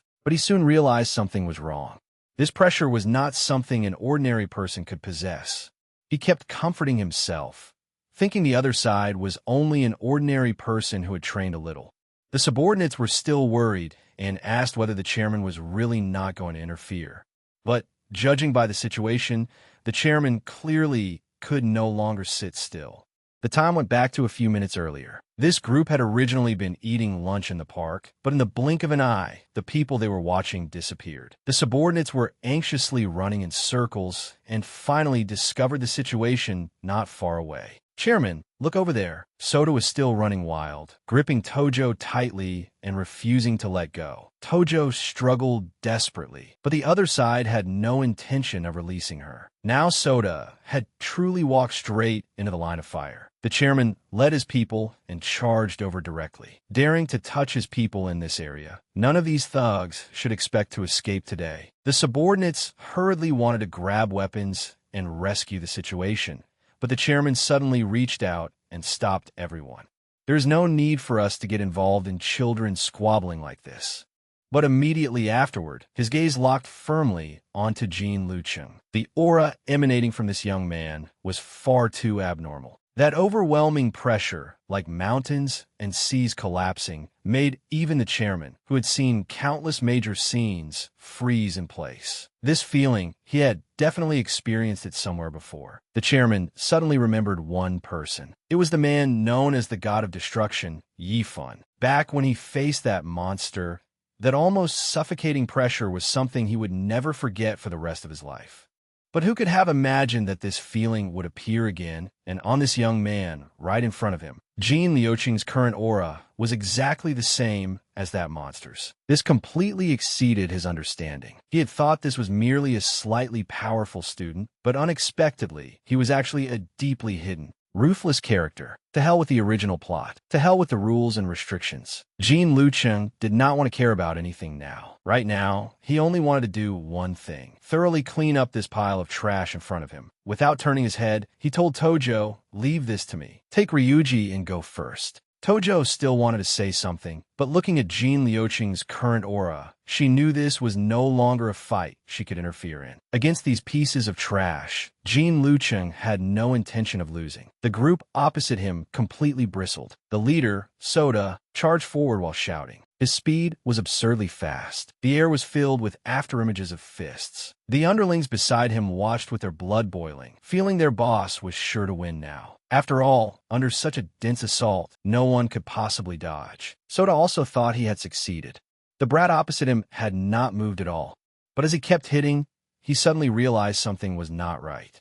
The feeling of impact was completely wrong. A thought suddenly appeared in his mind. Could it be that he had not hit him at all? Now it was the other side's turn to have their mentality collapse. After being hit so many times, Jean Lucheng could not even be bothered to dodge. It was practically like someone was tickling him. Soda became completely anxious. He put all his strength into one punch. This heavy blow landed solidly and directly on Jean Liucheng's face. Tojo shouted in fear from the side. The force of this punch would probably have killed an ordinary person long ago. But what happened? Jean Lucheng only lowered his head slightly. His body did not even sway. The tiny, insignificant wound on his forehead only made him look even more dangerous. Soda finally realized what kind of monster he had provoked. "Since you have finished hitting me, now it is my turn." Jean Lucheng announced coldly that from this moment on, it was time for legitimate self-defense. Before Soda could react and understand what was going on, a heavy punch had already arrived before his eyes. The power of this punch was so great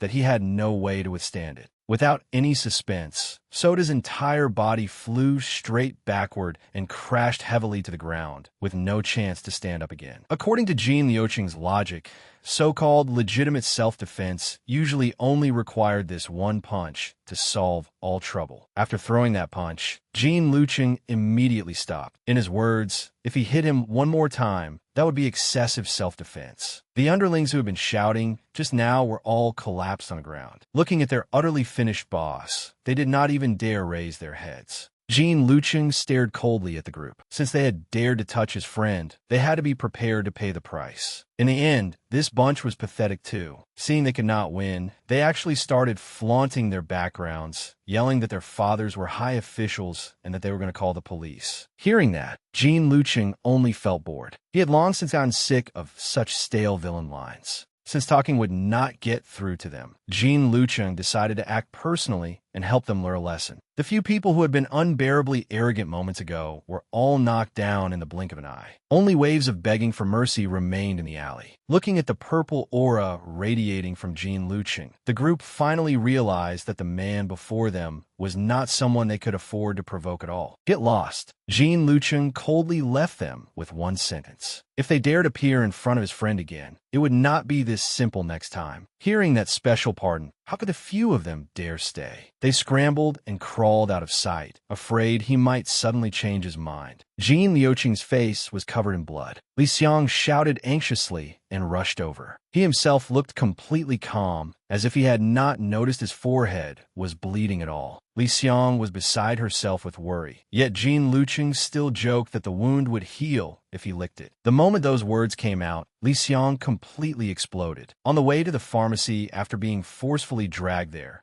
Jean Lucheng kept muttering to himself.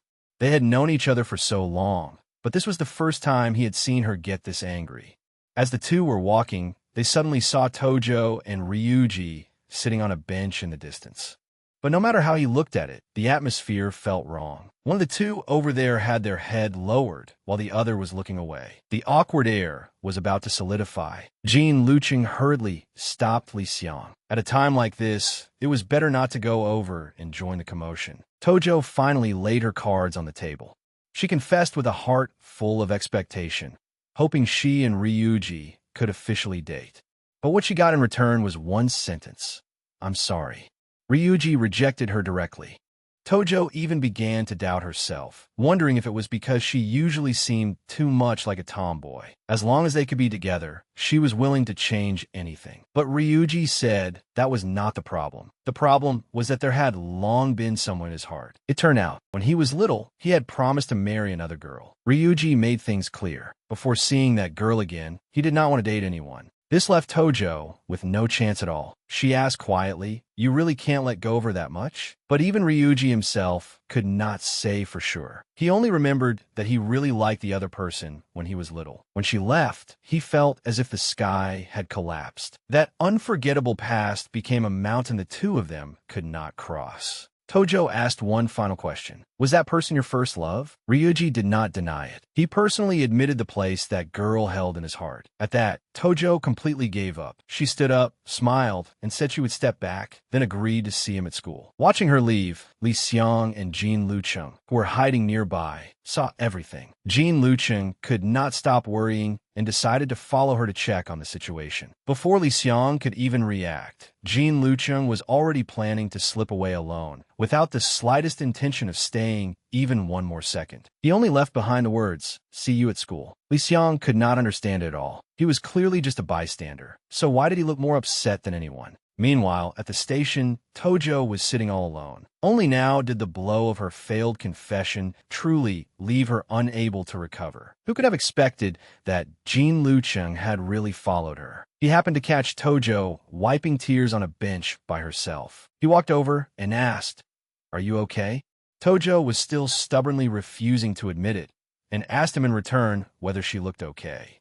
Jean Lucheng was also a straightforward guy. He answered directly, "I'm not blind." That made Tojo feel even more embarrassed. After all, she had never been this miserable in front of anyone before. Jean Lucheng quickly comforted her, saying they were all friends and there was no need to feel embarrassed. But the word friends was simply too painful to hear right now. Who could have expected that the people doing the stalking would be caught red-handed? Tojo suddenly turned around and directly exposed Jean Lucheng and Lee Seong's little moves. Since he had been seen through, he could only honestly admit it. Tojo smiled bitterly and said she was not a wooden doll, so how could she possibly not notice? Instead, she felt a little apologetic. Everyone had helped so much, but in the end she still messed it up. Actually, in that moment, she had seen it clearly. Ryuji's heart had long since been filled. No matter how hard she tried, she simply could not squeeze her way in. Tojo felt as if her chest hurt unbearably. She had never felt this way before. It was like a piece of her heart was missing, and no matter how she tried, she could not fill it back in. Jean Lucheng stayed beside her and could not say a single word. No one could share this kind of pain for her. In the end, she still completely broke down. She shouted into the air, "I really, really liked him." Things began to feel wrong. Jean Lucheng suddenly realized just how absurd his past thinking had been. He had always thought that whether it was Tojo or Lee Seong, they were only fictional characters in a manga. So in his heart, he had always drawn a clear line between himself and everyone else. He thought that as long as he stayed polite, he could be a qualified bystander. But after seeing Tojo's pained expression just now, he was completely shaken. If they were really only paper, if it was all fake, how could she reveal such genuine emotions? This kind of heartfelt pain was absolutely not something that could be acted out. Jean Lucheng suddenly called out for Tojo to hurry and get up, telling her not to keep wailing here. He warned her in all seriousness that if she kept shouting like this, the neighbors would definitely call the police and have her arrested for disturbing the peace.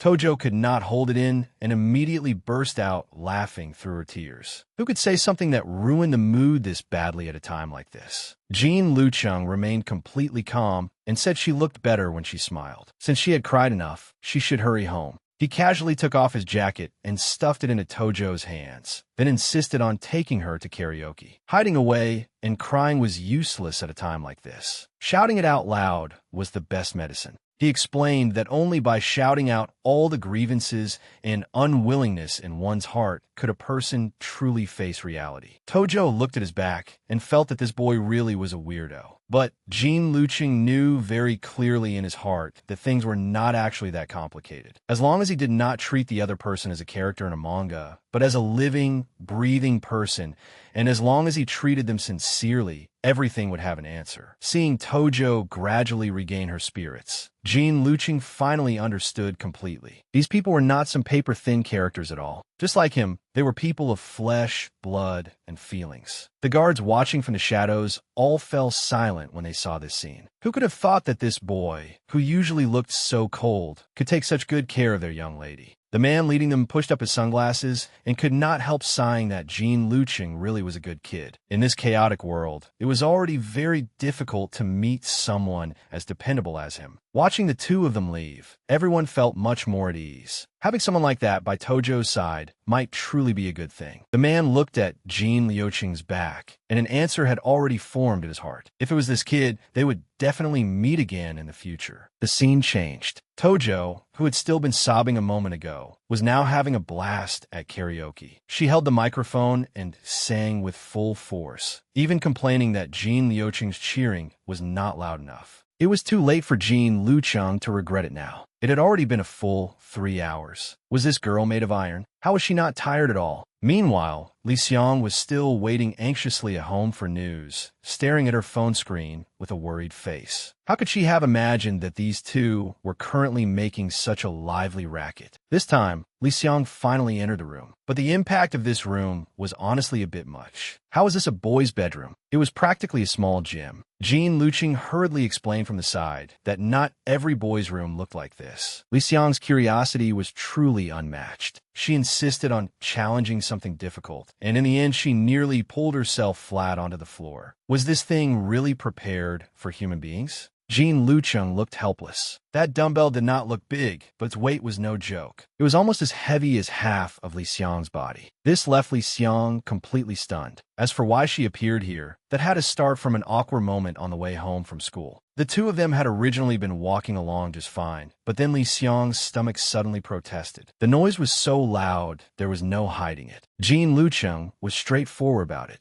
Since she was hungry, he would directly take her to his family's restaurant for a meal. Hearing there would be a big meal, Li Xiang's little bit of embarrassment instantly vanished. This made her extremely happy.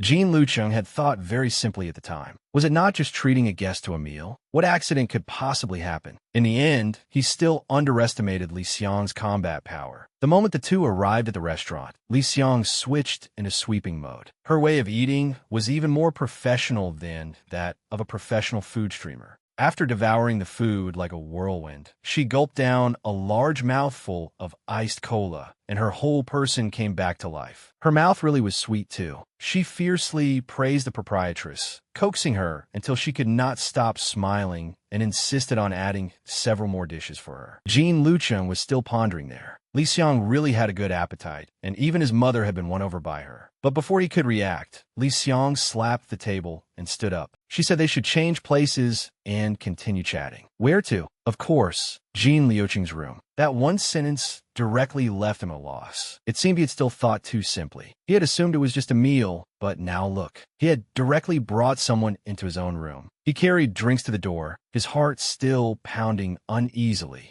The moment Li Xiang entered the room, she found something incredible. She held up a romance manga, her smile full of meaning. Jean Luching now had no way to explain himself. He could not exactly say that he had deliberately bought this reference material to study romance techniques. Seeing him stay silent, Li Xiang deliberately teased him, saying he usually looked so serious, but secretly liked reading this kind of thing. Jean Luching simply gave up resisting. Anyway, the more he explained this kind of thing, the more it looked like a cover-up. Reading more romance works really did not hurt him. Just then, Li Xiang suddenly discovered a set of extraordinary treasures on the bookshelf. It was Jean Luching's most beloved Golden Samurai. Now, they had finally found the right shared topic. Li Xiang was incredibly excited. It turned out that the two of them not only had compatible appetites, even their taste in manga was exactly the same. Especially when she saw that row of published volumes, Li Xiang could no longer sit still. These were all rare goods that could not be bought on the market, even with money. It seemed that today's visit had truly brought Li Xiang to the right place. This time, Jean Luching had really encountered his favorite work. He praised the manga non-stop, from the art style to the ending, practically treating it like a work of art. The more he talked, the more excited he became. He could even explain the foreshadowing and psychological descriptions inside in perfect detail. This fanatic appearance left Li Xiang beside him stunned. Li Xiang was still sighing inwardly that this was the first time she had met someone even more obsessed with this manga than herself. She casually said that if her dad knew, he would definitely be especially happy. Jean Lucheng was stunned on the spot. What did this have to do with her dad? But Li Xiang's next words nearly made him tell the truth on the spot. It turned out that the author of this masterpiece was actually Li Xiang's own father, Kishimoto Mushi. That legendary manga artist was actually Li Xiang's dad. Jean Lucheng was completely stunned. Thinking carefully, there had already been signs of this. Her surname being Kishimoto was one thing, but Li Xiang's alert expression had just happened to match the identity of the manga artist's daughter. This kind of cliché manga plot had actually happened to him. How had he not noticed sooner? The key point was that he was going to Li Xiang's house during Golden Week. Did that not mean he would be able to meet his idol in person?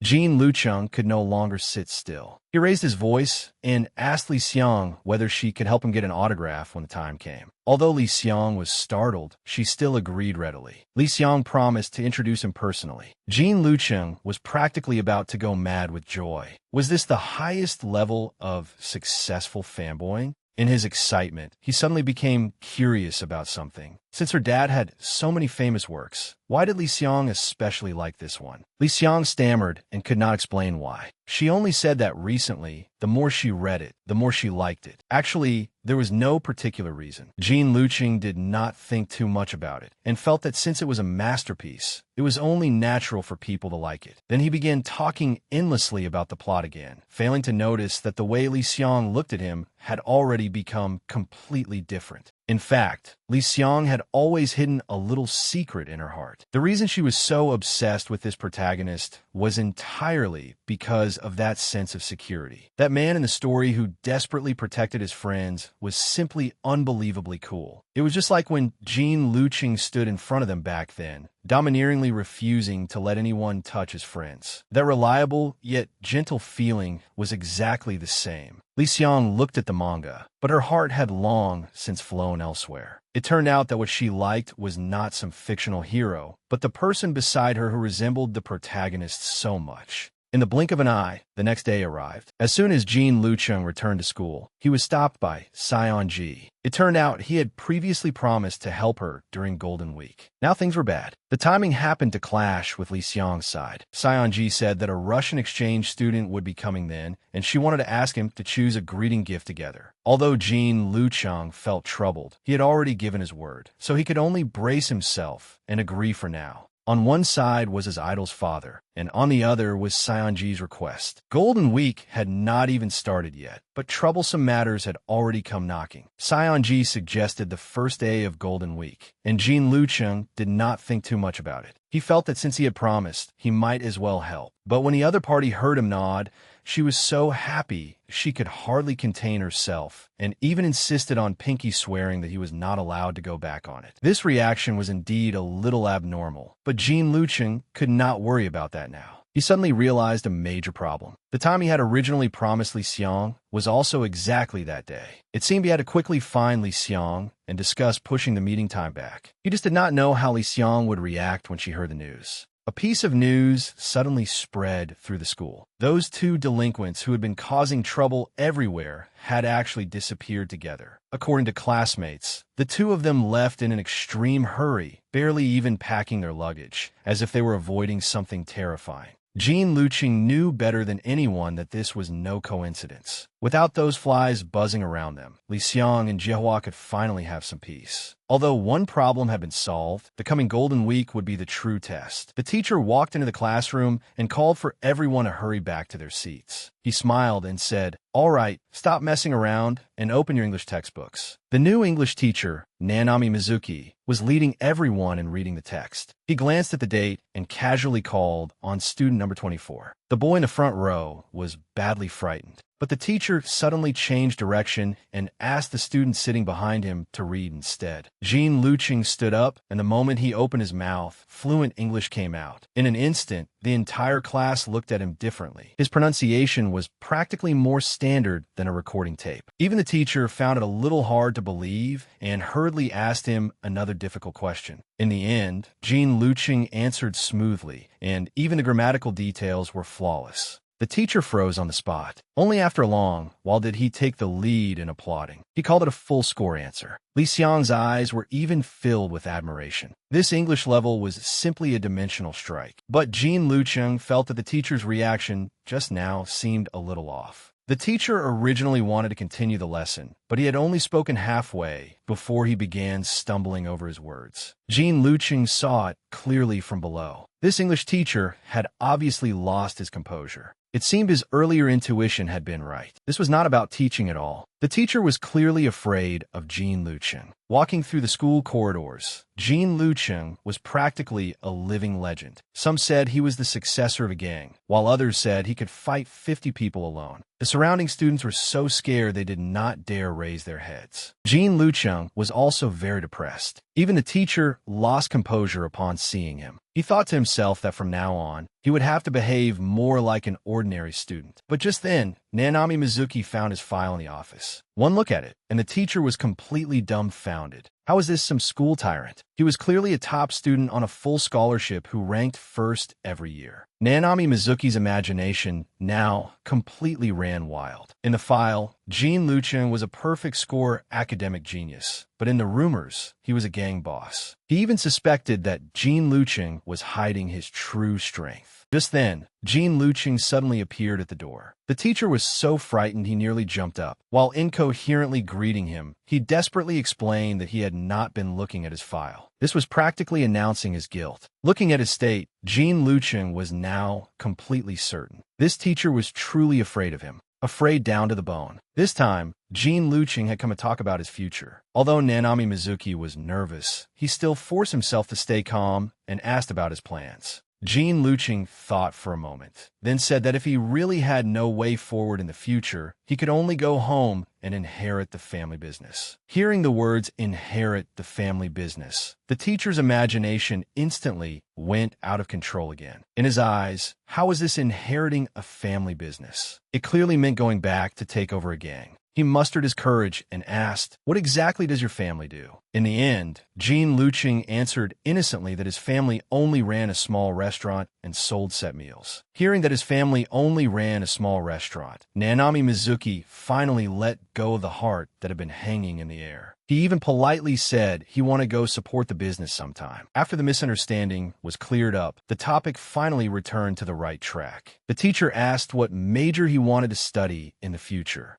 Although Jean Lucheng was a science genius, what he said next completely plunged the teacher into contemplation. He said that a person should not do something simply because they were good at it. What he truly wanted to pursue was the one answer deep inside his heart. Nanami Mizuki was struck right in the heart by those words. He sighed and said that being good at something and liking something were indeed two different things. Just like him. In truth, he had never originally thought of becoming a teacher. Who could have imagined that the usually serious Nanami Mizuki had once been a hardcore anime fan in his youth, and had even dreamed of becoming a voice actor? He told Jean Lucheng this secret he had hidden for a long time, and remembered the scene from back then when he first told someone else about his dream. Back then, Nanami Mizuki had faced the same choice. His teacher had advised him to find a stable job, saying there would be plenty of time for hobbies later. At the time, he thought listening to his teacher had to be right. But once he truly reached university, regret instantly surged up. Life clearly belonged to him. So how could he casually let it be decided by someone else's words? That was why he now told Jean Lucheng very seriously that he had to think clearly before making a decision. This was not some teacher's instruction, but the most sincere advice of someone who had taken a detour. At the end, Nanami Mizuki reminded him that this was advice from someone who had been there before, and he absolutely had to keep in mind. Jean Lucheng respectfully bowed in thanks. It seemed this conversation had allowed him to completely relax. But as soon as he left, the atmosphere in the office changed. A colleague came over and quietly asked whether that person just now was the rumored heir of that underworld family. The colleague was still gossiping mysteriously, saying Jean Lucheng's background was anything but simple, that he was both a gang heir and a fighting maniac. But Nanami Mizuki directly denied it, saying those rumors were all misunderstandings. In his eyes, Jean Lucheng was actually an especially sensible child. This left the colleague speechless too.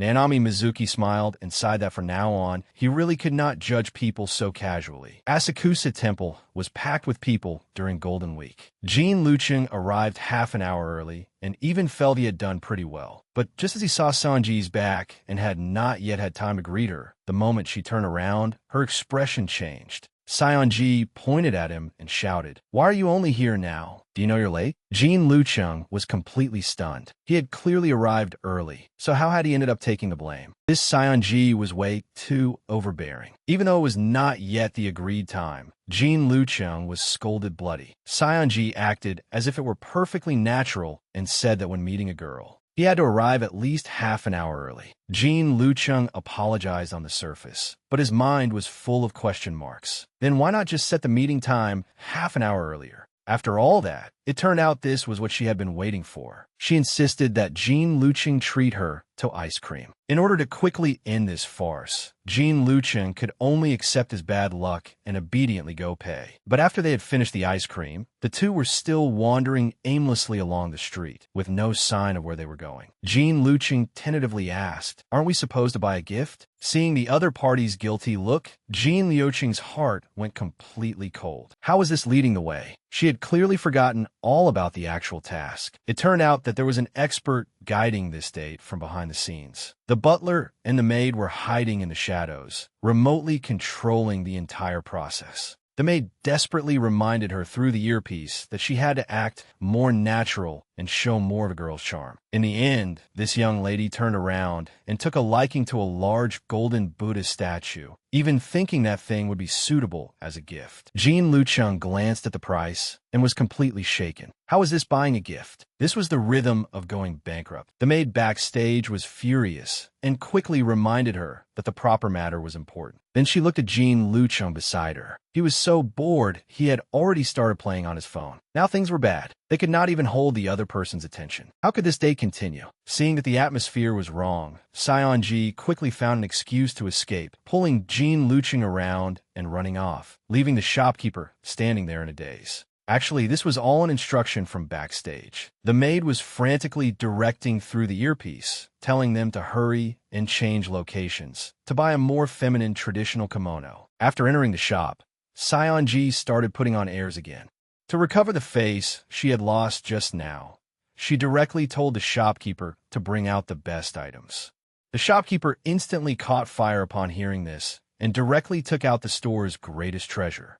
This one outfit actually cost 500,000 yen. Jean Lucheng listened from the side and felt his scalp go numb. How was this buying clothes? This was clearly burning money. This young lady was extremely picky, looking at one outfit after another and always feeling something was slightly lacking. Jean Lucheng waited beside her until he had no temper left. In the end, only 2 outfits were finally left. The shopkeeper suggested that since she could not decide, why not simply try them on? Jean Lucheng also felt that made sense. After all, only by wearing them would they know whether they suited her. But who could have expected that there was another secret hidden inside this shop? As soon as they entered the back room, the shopkeeper actually tore off her mask on the spot. How was this the proprietress? It was clearly the maid Minami in disguise. It turned out that for this date, they had even used ninja-like skills. Not only had they rented out the entire shop, she would personally take action and turn the young lady into the focus of the entire place. It seemed that the coming scene was something Jean Lucheng might not be able to handle. Jean Lucheng was playing a game when the door opened. As a result, his whole body froze on the spot. A moment ago, he had still felt the clothes were absurdly expensive. But the instant Seonji walked out, all his complaints vanished. This money had indeed been well spent. Seonji asked softly, "How is it?" Jean Lucheng only came back to his senses after a long while, then gave a straight shot, saying she looked really good in it and that it suited her especially well.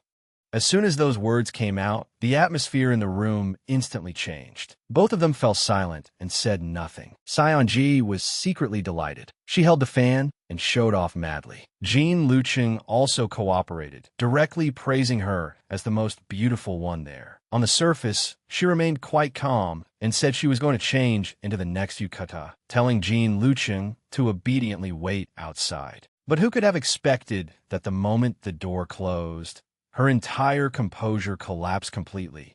That compliment just now had too much lingering power. Her mind was now a complete mess, and she had no idea what to do. Now it was difficult, even if she wanted to keep a low profile. Seonji's looks were already eye-catching, and on top of that, she got out of a luxury car. Everyone on the street was looking at her.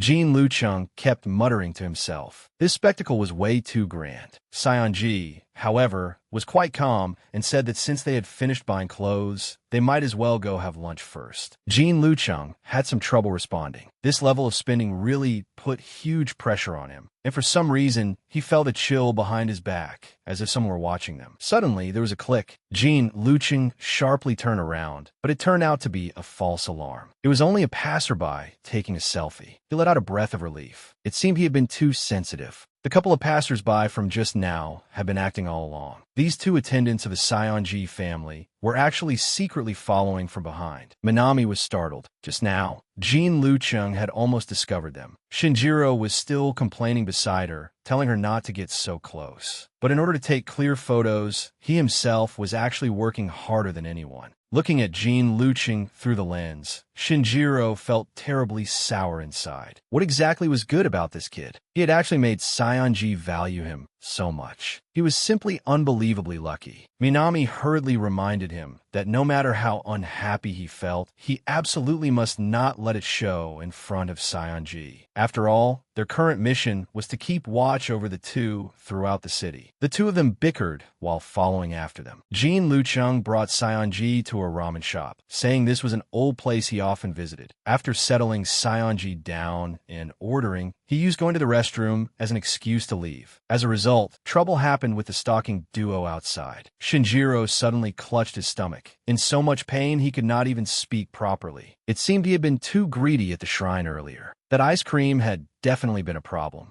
Minami looked disgusted beside him, roasting him for dropping the ball at a critical moment. Unfortunately, Seonji was preparing to start eating at that very moment. The tailing mission had reached its crucial stage. Shinjiro really could not hold it in anymore. After repeatedly apologizing, he turned and charged toward the restroom, leaving Minami alone and disordered on the spot. Now the entire stalking plan had been thrown into chaos. Their originally strict surveillance had instantly developed a major hole because of one ice cream. Shinjiro had just breathed a sigh of relief in the restroom and felt he had finally come back to life. But when he looked up, he happened to run into Jean Lucheng, who had come in to wash his hands. The scene instantly became extremely awkward. The stalker and the person being stalked had actually met in the men's restroom. Shinjiro was so frightened he shouted out loud. Jean Lucheng was also stunned and asked why he was here. Seonji was waiting in the restaurant, and when she saw Jean Lucheng return, she even smiled and greeted him.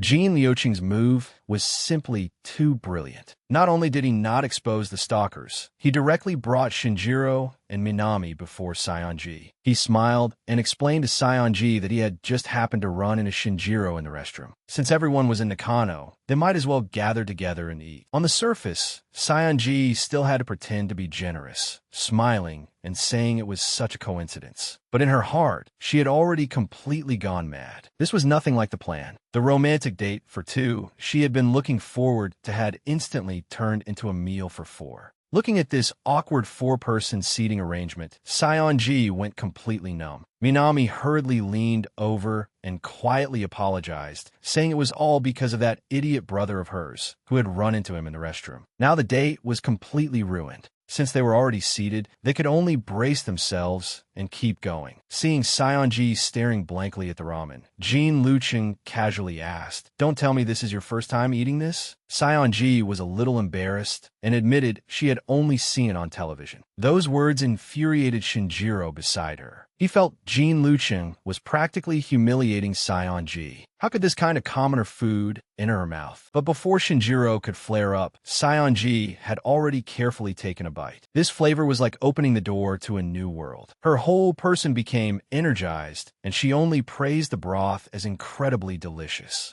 The heart Jean Lucheng had been holding up finally settled back down. It seemed this move had worked by accident. The originally awkward four-person gathering had actually been resolved by one bowl of ramen. Seonji ate with great relish, completely losing her usual aloof appearance. Although this meal was unexpected, the atmosphere finally eased. The group changed venues and went to an arcade. Seonji stared at the plush toy in the claw machine, but after trying several times, she still could not grab it. On the other side, Jean Luching actually suffered a defeat in a fighting game. Shinjiro laughed wildly, saying his skill level was simply too painful to watch. Who could have thought that the mighty boss with the extreme yang physique would actually be stumped by an arcade machine? Now Jean Liuqing's pride had been completely damaged. This was no longer a simple game. Shinjiro provoked him madly on the screen and even used matters involving Seonji to stab at his heart. Jean Luching was truly angry now and swore he would make Shinjiro pay. Shinjiro, however, remained perfectly composed. He felt that Jean Luching was just a reckless fool who actually dared covet Seonji's affection. He insisted on completely trampling that little bit of self-respect in the game. As a result, the moment the first round began, Jean Luching was beaten until he had no power to fight back. Shinjiro laughed arrogantly, telling him to use whatever ability he had, since the end result would be losing anyway. But who could have expected the situation to suddenly reverse dramatically? Jean Luching found the right opportunity and mashed the buttons wildly, actually counter-killing Shinjiro directly. Looking at the large words on the screen, Shinjiro was completely dumbfounded. The Shinjiro who had been so arrogant moments ago was now utterly broken. Jean Luching had no intention of letting him go, mocking him wildly while asking where that momentum of his had gone. This face slap had come way too quickly. Shinjiro was completely broken now. Losing the game was not the problem, but his face really could not bear it. He pointed at the strength testing machine beside them and shouted that they should compete in something truly manly. Before Jean Luching could react, he was dragged over to the boxing machine. Shinjiro said with a serious face that what they had done just now was only moving their fingers. Now was the real contest. After saying that, he actually began unbuttoning his shirt. Judging from this posture, he was getting serious. He felt that with his own physique, he could absolutely crush this kid instantly. Shinjiro had completely lost it now. In order to regain the face he had lost earlier, he actually lifted his clothes in public, revealing an exaggerated body of muscles and showing off wildly. Seonji and Minami beside him simply could not bear to look at this attention-seeking idiot. Minami even directly complained that he was an incurable fool. Jean Luching was completely stunned. They had clearly only been playing games. How had it suddenly turned into a body competition? He hurriedly waved his hands and said he had never agreed to compete in this. But Shinjiro did not listen at all. Instead, he pressed him step by step and even began making sarcastic remarks, saying that if he chickened out now, it would be far too disappointing. Shinjiro had completely gone all in now. In order to recover that pitiful bit of self-respect, he directly used provocation. He sneered and said, "I didn't take you for the kind of coward who wouldn't dare accept a challenge." Since things had already been said to this point, Shinjiro clearly wanted to give Jean Luching a show of strength. He directly declared that Jean Luching should open his eyes wide and watch carefully. The entire place exploded. This was an unprecedented new record. Now all the pressure fell onto Jean Luching. Shinjiro pointed straight at Jean Liuqing's nose and said it was his turn to go up. Seonji beside them was even watching the fun without fear of making trouble bigger, and even said that if he broke it, they would pay. Now he had truly been forced onto the stage. Although someone beside him was extremely anxious, Jean Luching could only helplessly agree. It seemed he had no choice but to throw this punch. What he was worried about now was not the score at all, but that this body was a little too ridiculous. In his strange manga logic, he had his own muscular macho aura. If this punch really landed, the machine might shatter into pieces on the spot. Since he could not dodge it, Jean Luching simply went all in. Since the machine would break either way, it might as well break beautifully. The commotion caused by this punch did not look like playing a game at all. It was practically on-site demolition. The entire machine shook violently. Shinjiro was still wondering beside him where exactly that punch had landed. But when he looked carefully, the metal support inside had actually been bent. The screen displayed 0 points. Shinjiro was still laughing at him for coming in last, completely unaware that the machine had already been utterly destroyed. Minami was still complaining beside him, feeling that Jean Lucheng had not put his heart into that punch at all. Jean Lucheng did not intend to explain either. As long as he could muddle through this matter, losing a little face did not matter. Who knew that the machine would be so disappointing? Along with a screeching metallic noise, the impact target actually fell to the ground in public. Shinjiro across from him was rather good at finding a way out. He put on his sunglasses with great style and directly announced that today would count as a draw. He even made a fierce declaration that next time he would thoroughly defeat Jean Lucheng. Jean Lucheng could only helplessly go along with it. As long as he did not have to pay on the spot, this result was already much better than expected. Things had indeed gotten a little intense just now. Jean Lucheng suggested that since everyone had gathered, they might as well take a photo booth picture as a keepsake. The moment this idea came out, everyone immediately became interested. Normally, each of them looked quite serious, but now they all squeezed into the narrow photo booth. As the shutter clicked again and again, these people completely let loose. They wore rabbit ears, changed into funny sunglasses, and even ignored their usual idol image. All kinds of silly poses emerged one after another. The atmosphere instantly became especially relaxed. Looking at the freshly printed photos in their hands, the unpleasantness from earlier had long since been completely forgotten. Although the process had been somewhat chaotic, the happiness of this moment had truly been captured. Looking at the freshly developed photos, Minami was still worrying over her own expression. Actually, this kind of lively, playful atmosphere was the most precious. Jean Lucheng suggested that since the mood was right, they might as well go sing. Everyone immediately agreed and headed straight to karaoke. Who could have expected that the usually serious-looking Shinjiro would become a completely different person the moment he picked up the microphone? How was this singing? He was practically screaming with his life. Just as everyone was about to be deafened, Sion-ji beside him took the microphone. The moment she opened her mouth, the entire room instantly fell silent. The contrast was simply too great. A moment ago, it had been a chaotic dance of demons, but now it was practically a professional singer. Everyone present was stunned as they listened. Jean Lucheng and Sion-ji's duet directly pushed the atmosphere to its peak. Everyone followed along and cheered. After the revelry, the city finally quieted down. Jean Lucheng escorted them to the car door and gave a few simple reminders. The entire day's chaos had finally come to an end. Sitting in the back seat, Sion-ji was still savoring the happiness from just now. But when she raised her head, she saw Minami and Shinjiro sitting in front of her. The two of them were already completely exhausted.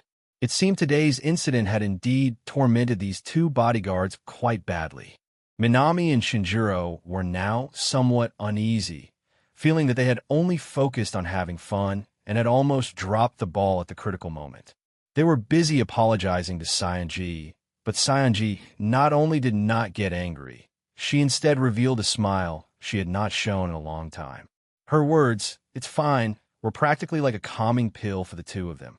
Thinking back to the scene of messing around together with Jean Lucheng just now, that had been the most relaxed she had felt in this period of time, and the moment when she had been most like herself. This kind of simple happiness was truly too rare. Looking at that silly group photo on her phone, she actually knew better than anyone that days like this would probably become fewer and fewer in the future. That was why every second seemed especially precious. In fact, the bond between the three of them had begun when they were very young. No matter how their identities changed, this affection from growing up together was a treasure no one could take away. Sion-ji looked at Shinjiro and Minami beside her and softly said, "Thank you." She thanked them for staying by her side all this time. The experiences of this entire day had already become the most precious memory in her heart. The moment those sentimental words came out, the two bodyguards broke down completely. They immediately declared on the spot that they would follow Sion-ji for the rest of their lives. The little bit of self-blame and exhaustion from just now instantly turned into emotion. Sion-ji smiled and comforted them, saying there would still be plenty of chances in the future. On her next date, she would still have to rely on the two of them to continue helping. The car drove off into the night, and the atmosphere looked warm and beautiful. Late at night, Kishimoto Mushi was busy alone in his room. Just then, the door was suddenly pushed open. Li Xiang rushed in like a whirlwind. Looking at her excited expression, it was obvious there was something important. She anxiously asked whether he had already prepared for tomorrow's important day. Kishimoto smiled and put down the work in his hands, saying that during this period, his ears had almost formed calluses from her nagging. How could he possibly not remember? That young man named Jin Lucheng was officially coming over tomorrow. On the appointed day, Jin Lucheng appeared on time at Li Xiang's front door. But the moment he looked up, the man before him instantly made him feel immense pressure. Jin Lucheng quickly greeted him respectfully. "Mr. Kishimoto, it is my honor to meet you." The other party was quite easygoing, smiling as he praised Jin Lucheng for looking like the male lead of a hot-blooded manga. But Jin Lucheng knew very well in his heart that the person before him was absolutely extraordinary. Who could have thought that this kind-looking uncle before him was actually a great god of the manga world, the legendary Master Mushi? Kishimoto Mushi enthusiastically led him into the house and even joked that the person inside had long since grown impatient waiting. As soon as he entered, Li Xiang and her mother Maria had already finished preparing. This table full of dishes was so exquisite, it was practically like artwork. They invited him to quickly start eating before the food got cold. Jin Lucheng had never seen such a scene before. This professional-level cooking made him feel somewhat overwhelmed by favor. But was this meal really just an ordinary home-cooked meal? Kishimoto Mushi suddenly changed the tone and said that Li Xiang had been mentioning him often lately. That tone sounded rather thought-provoking. As a father, he spoke bluntly, saying this was the first time his daughter had been so close to a boy. Jin Liukin immediately felt enormous pressure and quickly explained that the two of them were just ordinary friends, and that back then he had merely helped out in passing. Li Xiang was extremely anxious beside them, complaining that her dad was too long-winded and insisted on making the atmosphere so awkward. Although Kishimoto Mushi laughed and smoothed things over, saying he was only worrying blindly as a father, this contest between men had probably only just begun. Looking at the young man before him, Kishimoto Mushi suddenly understood the feelings of the father. If he had such a precious daughter himself, he would probably look at every boy as if guarding against a thief. Li Xiang was driven nearly mad by her father's words and kept complaining beside him, telling him not to keep talking nonsense. Kishimoto Mushi looked at his daughter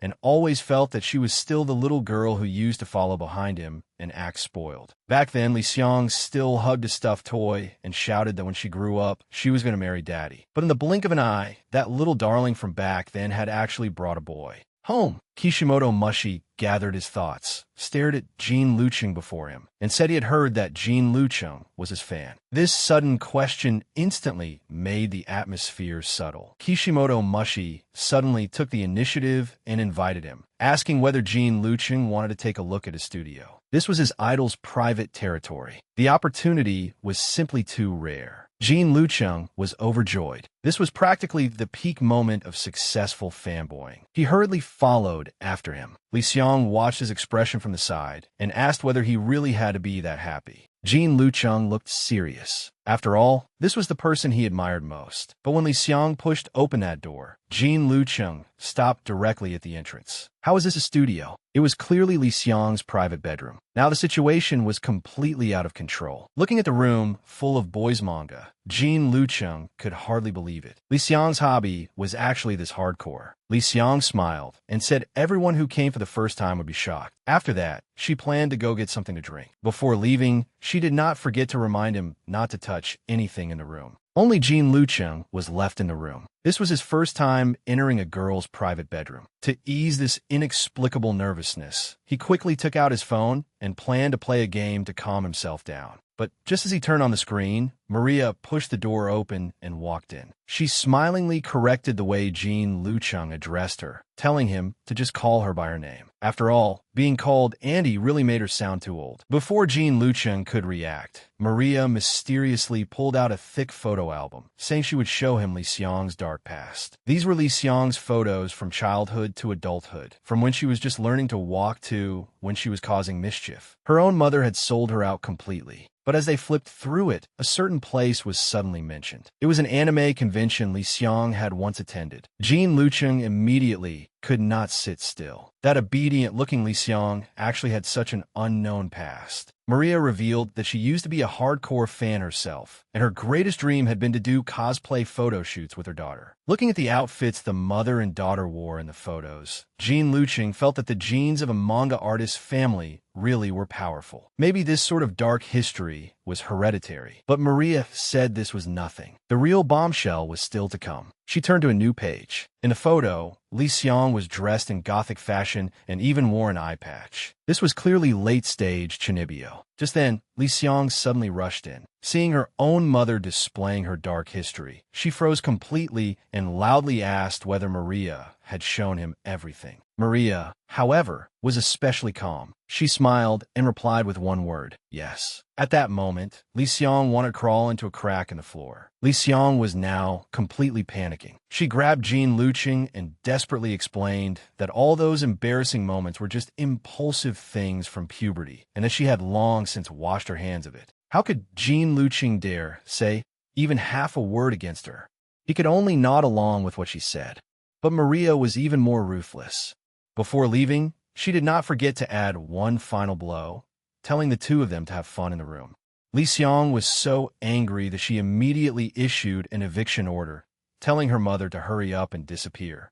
As the door closed, the room instantly fell into a deathly silence. Just a moment ago, it had been unbelievably noisy. Now the two of them sat facing each other, and the atmosphere was awkward to the extreme. Li Xiang quietly tested the waters and asked whether he could treat what he saw today as a secret. Jean Lucheng hurriedly promised that he definitely would not spread it around. Although she had received his promise, Li Xiang still felt terribly wronged inside. Now, in front of him, she had completely lost every bit of her image. Seeing Li Xiang so embarrassed she wanted to crawl into the floor, Jean Lucheng quickly comforted her, saying that everyone had a Chinibyo past. Something like this was actually quite normal. But Li Xiang did not believe him at all. She felt that someone like him, who looked so cool, could not possibly have that kind of dark history. Jean Lucheng smiled helplessly and confessed that back then, he had actually been even worse, to the point of being beyond saving. To prove he was not lying, he directly took out his phone and suggested that Li Xiang look at his old photos. As the screen lit up, Jean Lucheng showed her the hidden photo. After Li Xiang saw it clearly, she fell completely silent. Li Xiang could hardly believe her eyes. The Chinibyo boy in the photo, covering his face, was actually the Jean Lucheng standing before her now. That unbearably embarrassing pose was practically the ceiling of dark history. As Li Xiang looked at it, she sighed in amazement. He had clearly looked so thin and small as a child. So how had he grown into this muscular hunk now? What on earth had he gone through in between? Jean Lucheng explained somewhat sheepishly that at the time, he felt he was too weak. So he worked out desperately because he wanted to become stronger. In the end, he accidentally overdid it. After hearing this, Li Xiang instead felt a little regretful. It would have been nice if she had met him earlier. Jean Lucheng smiled and asked in return, "Am I not good enough now?"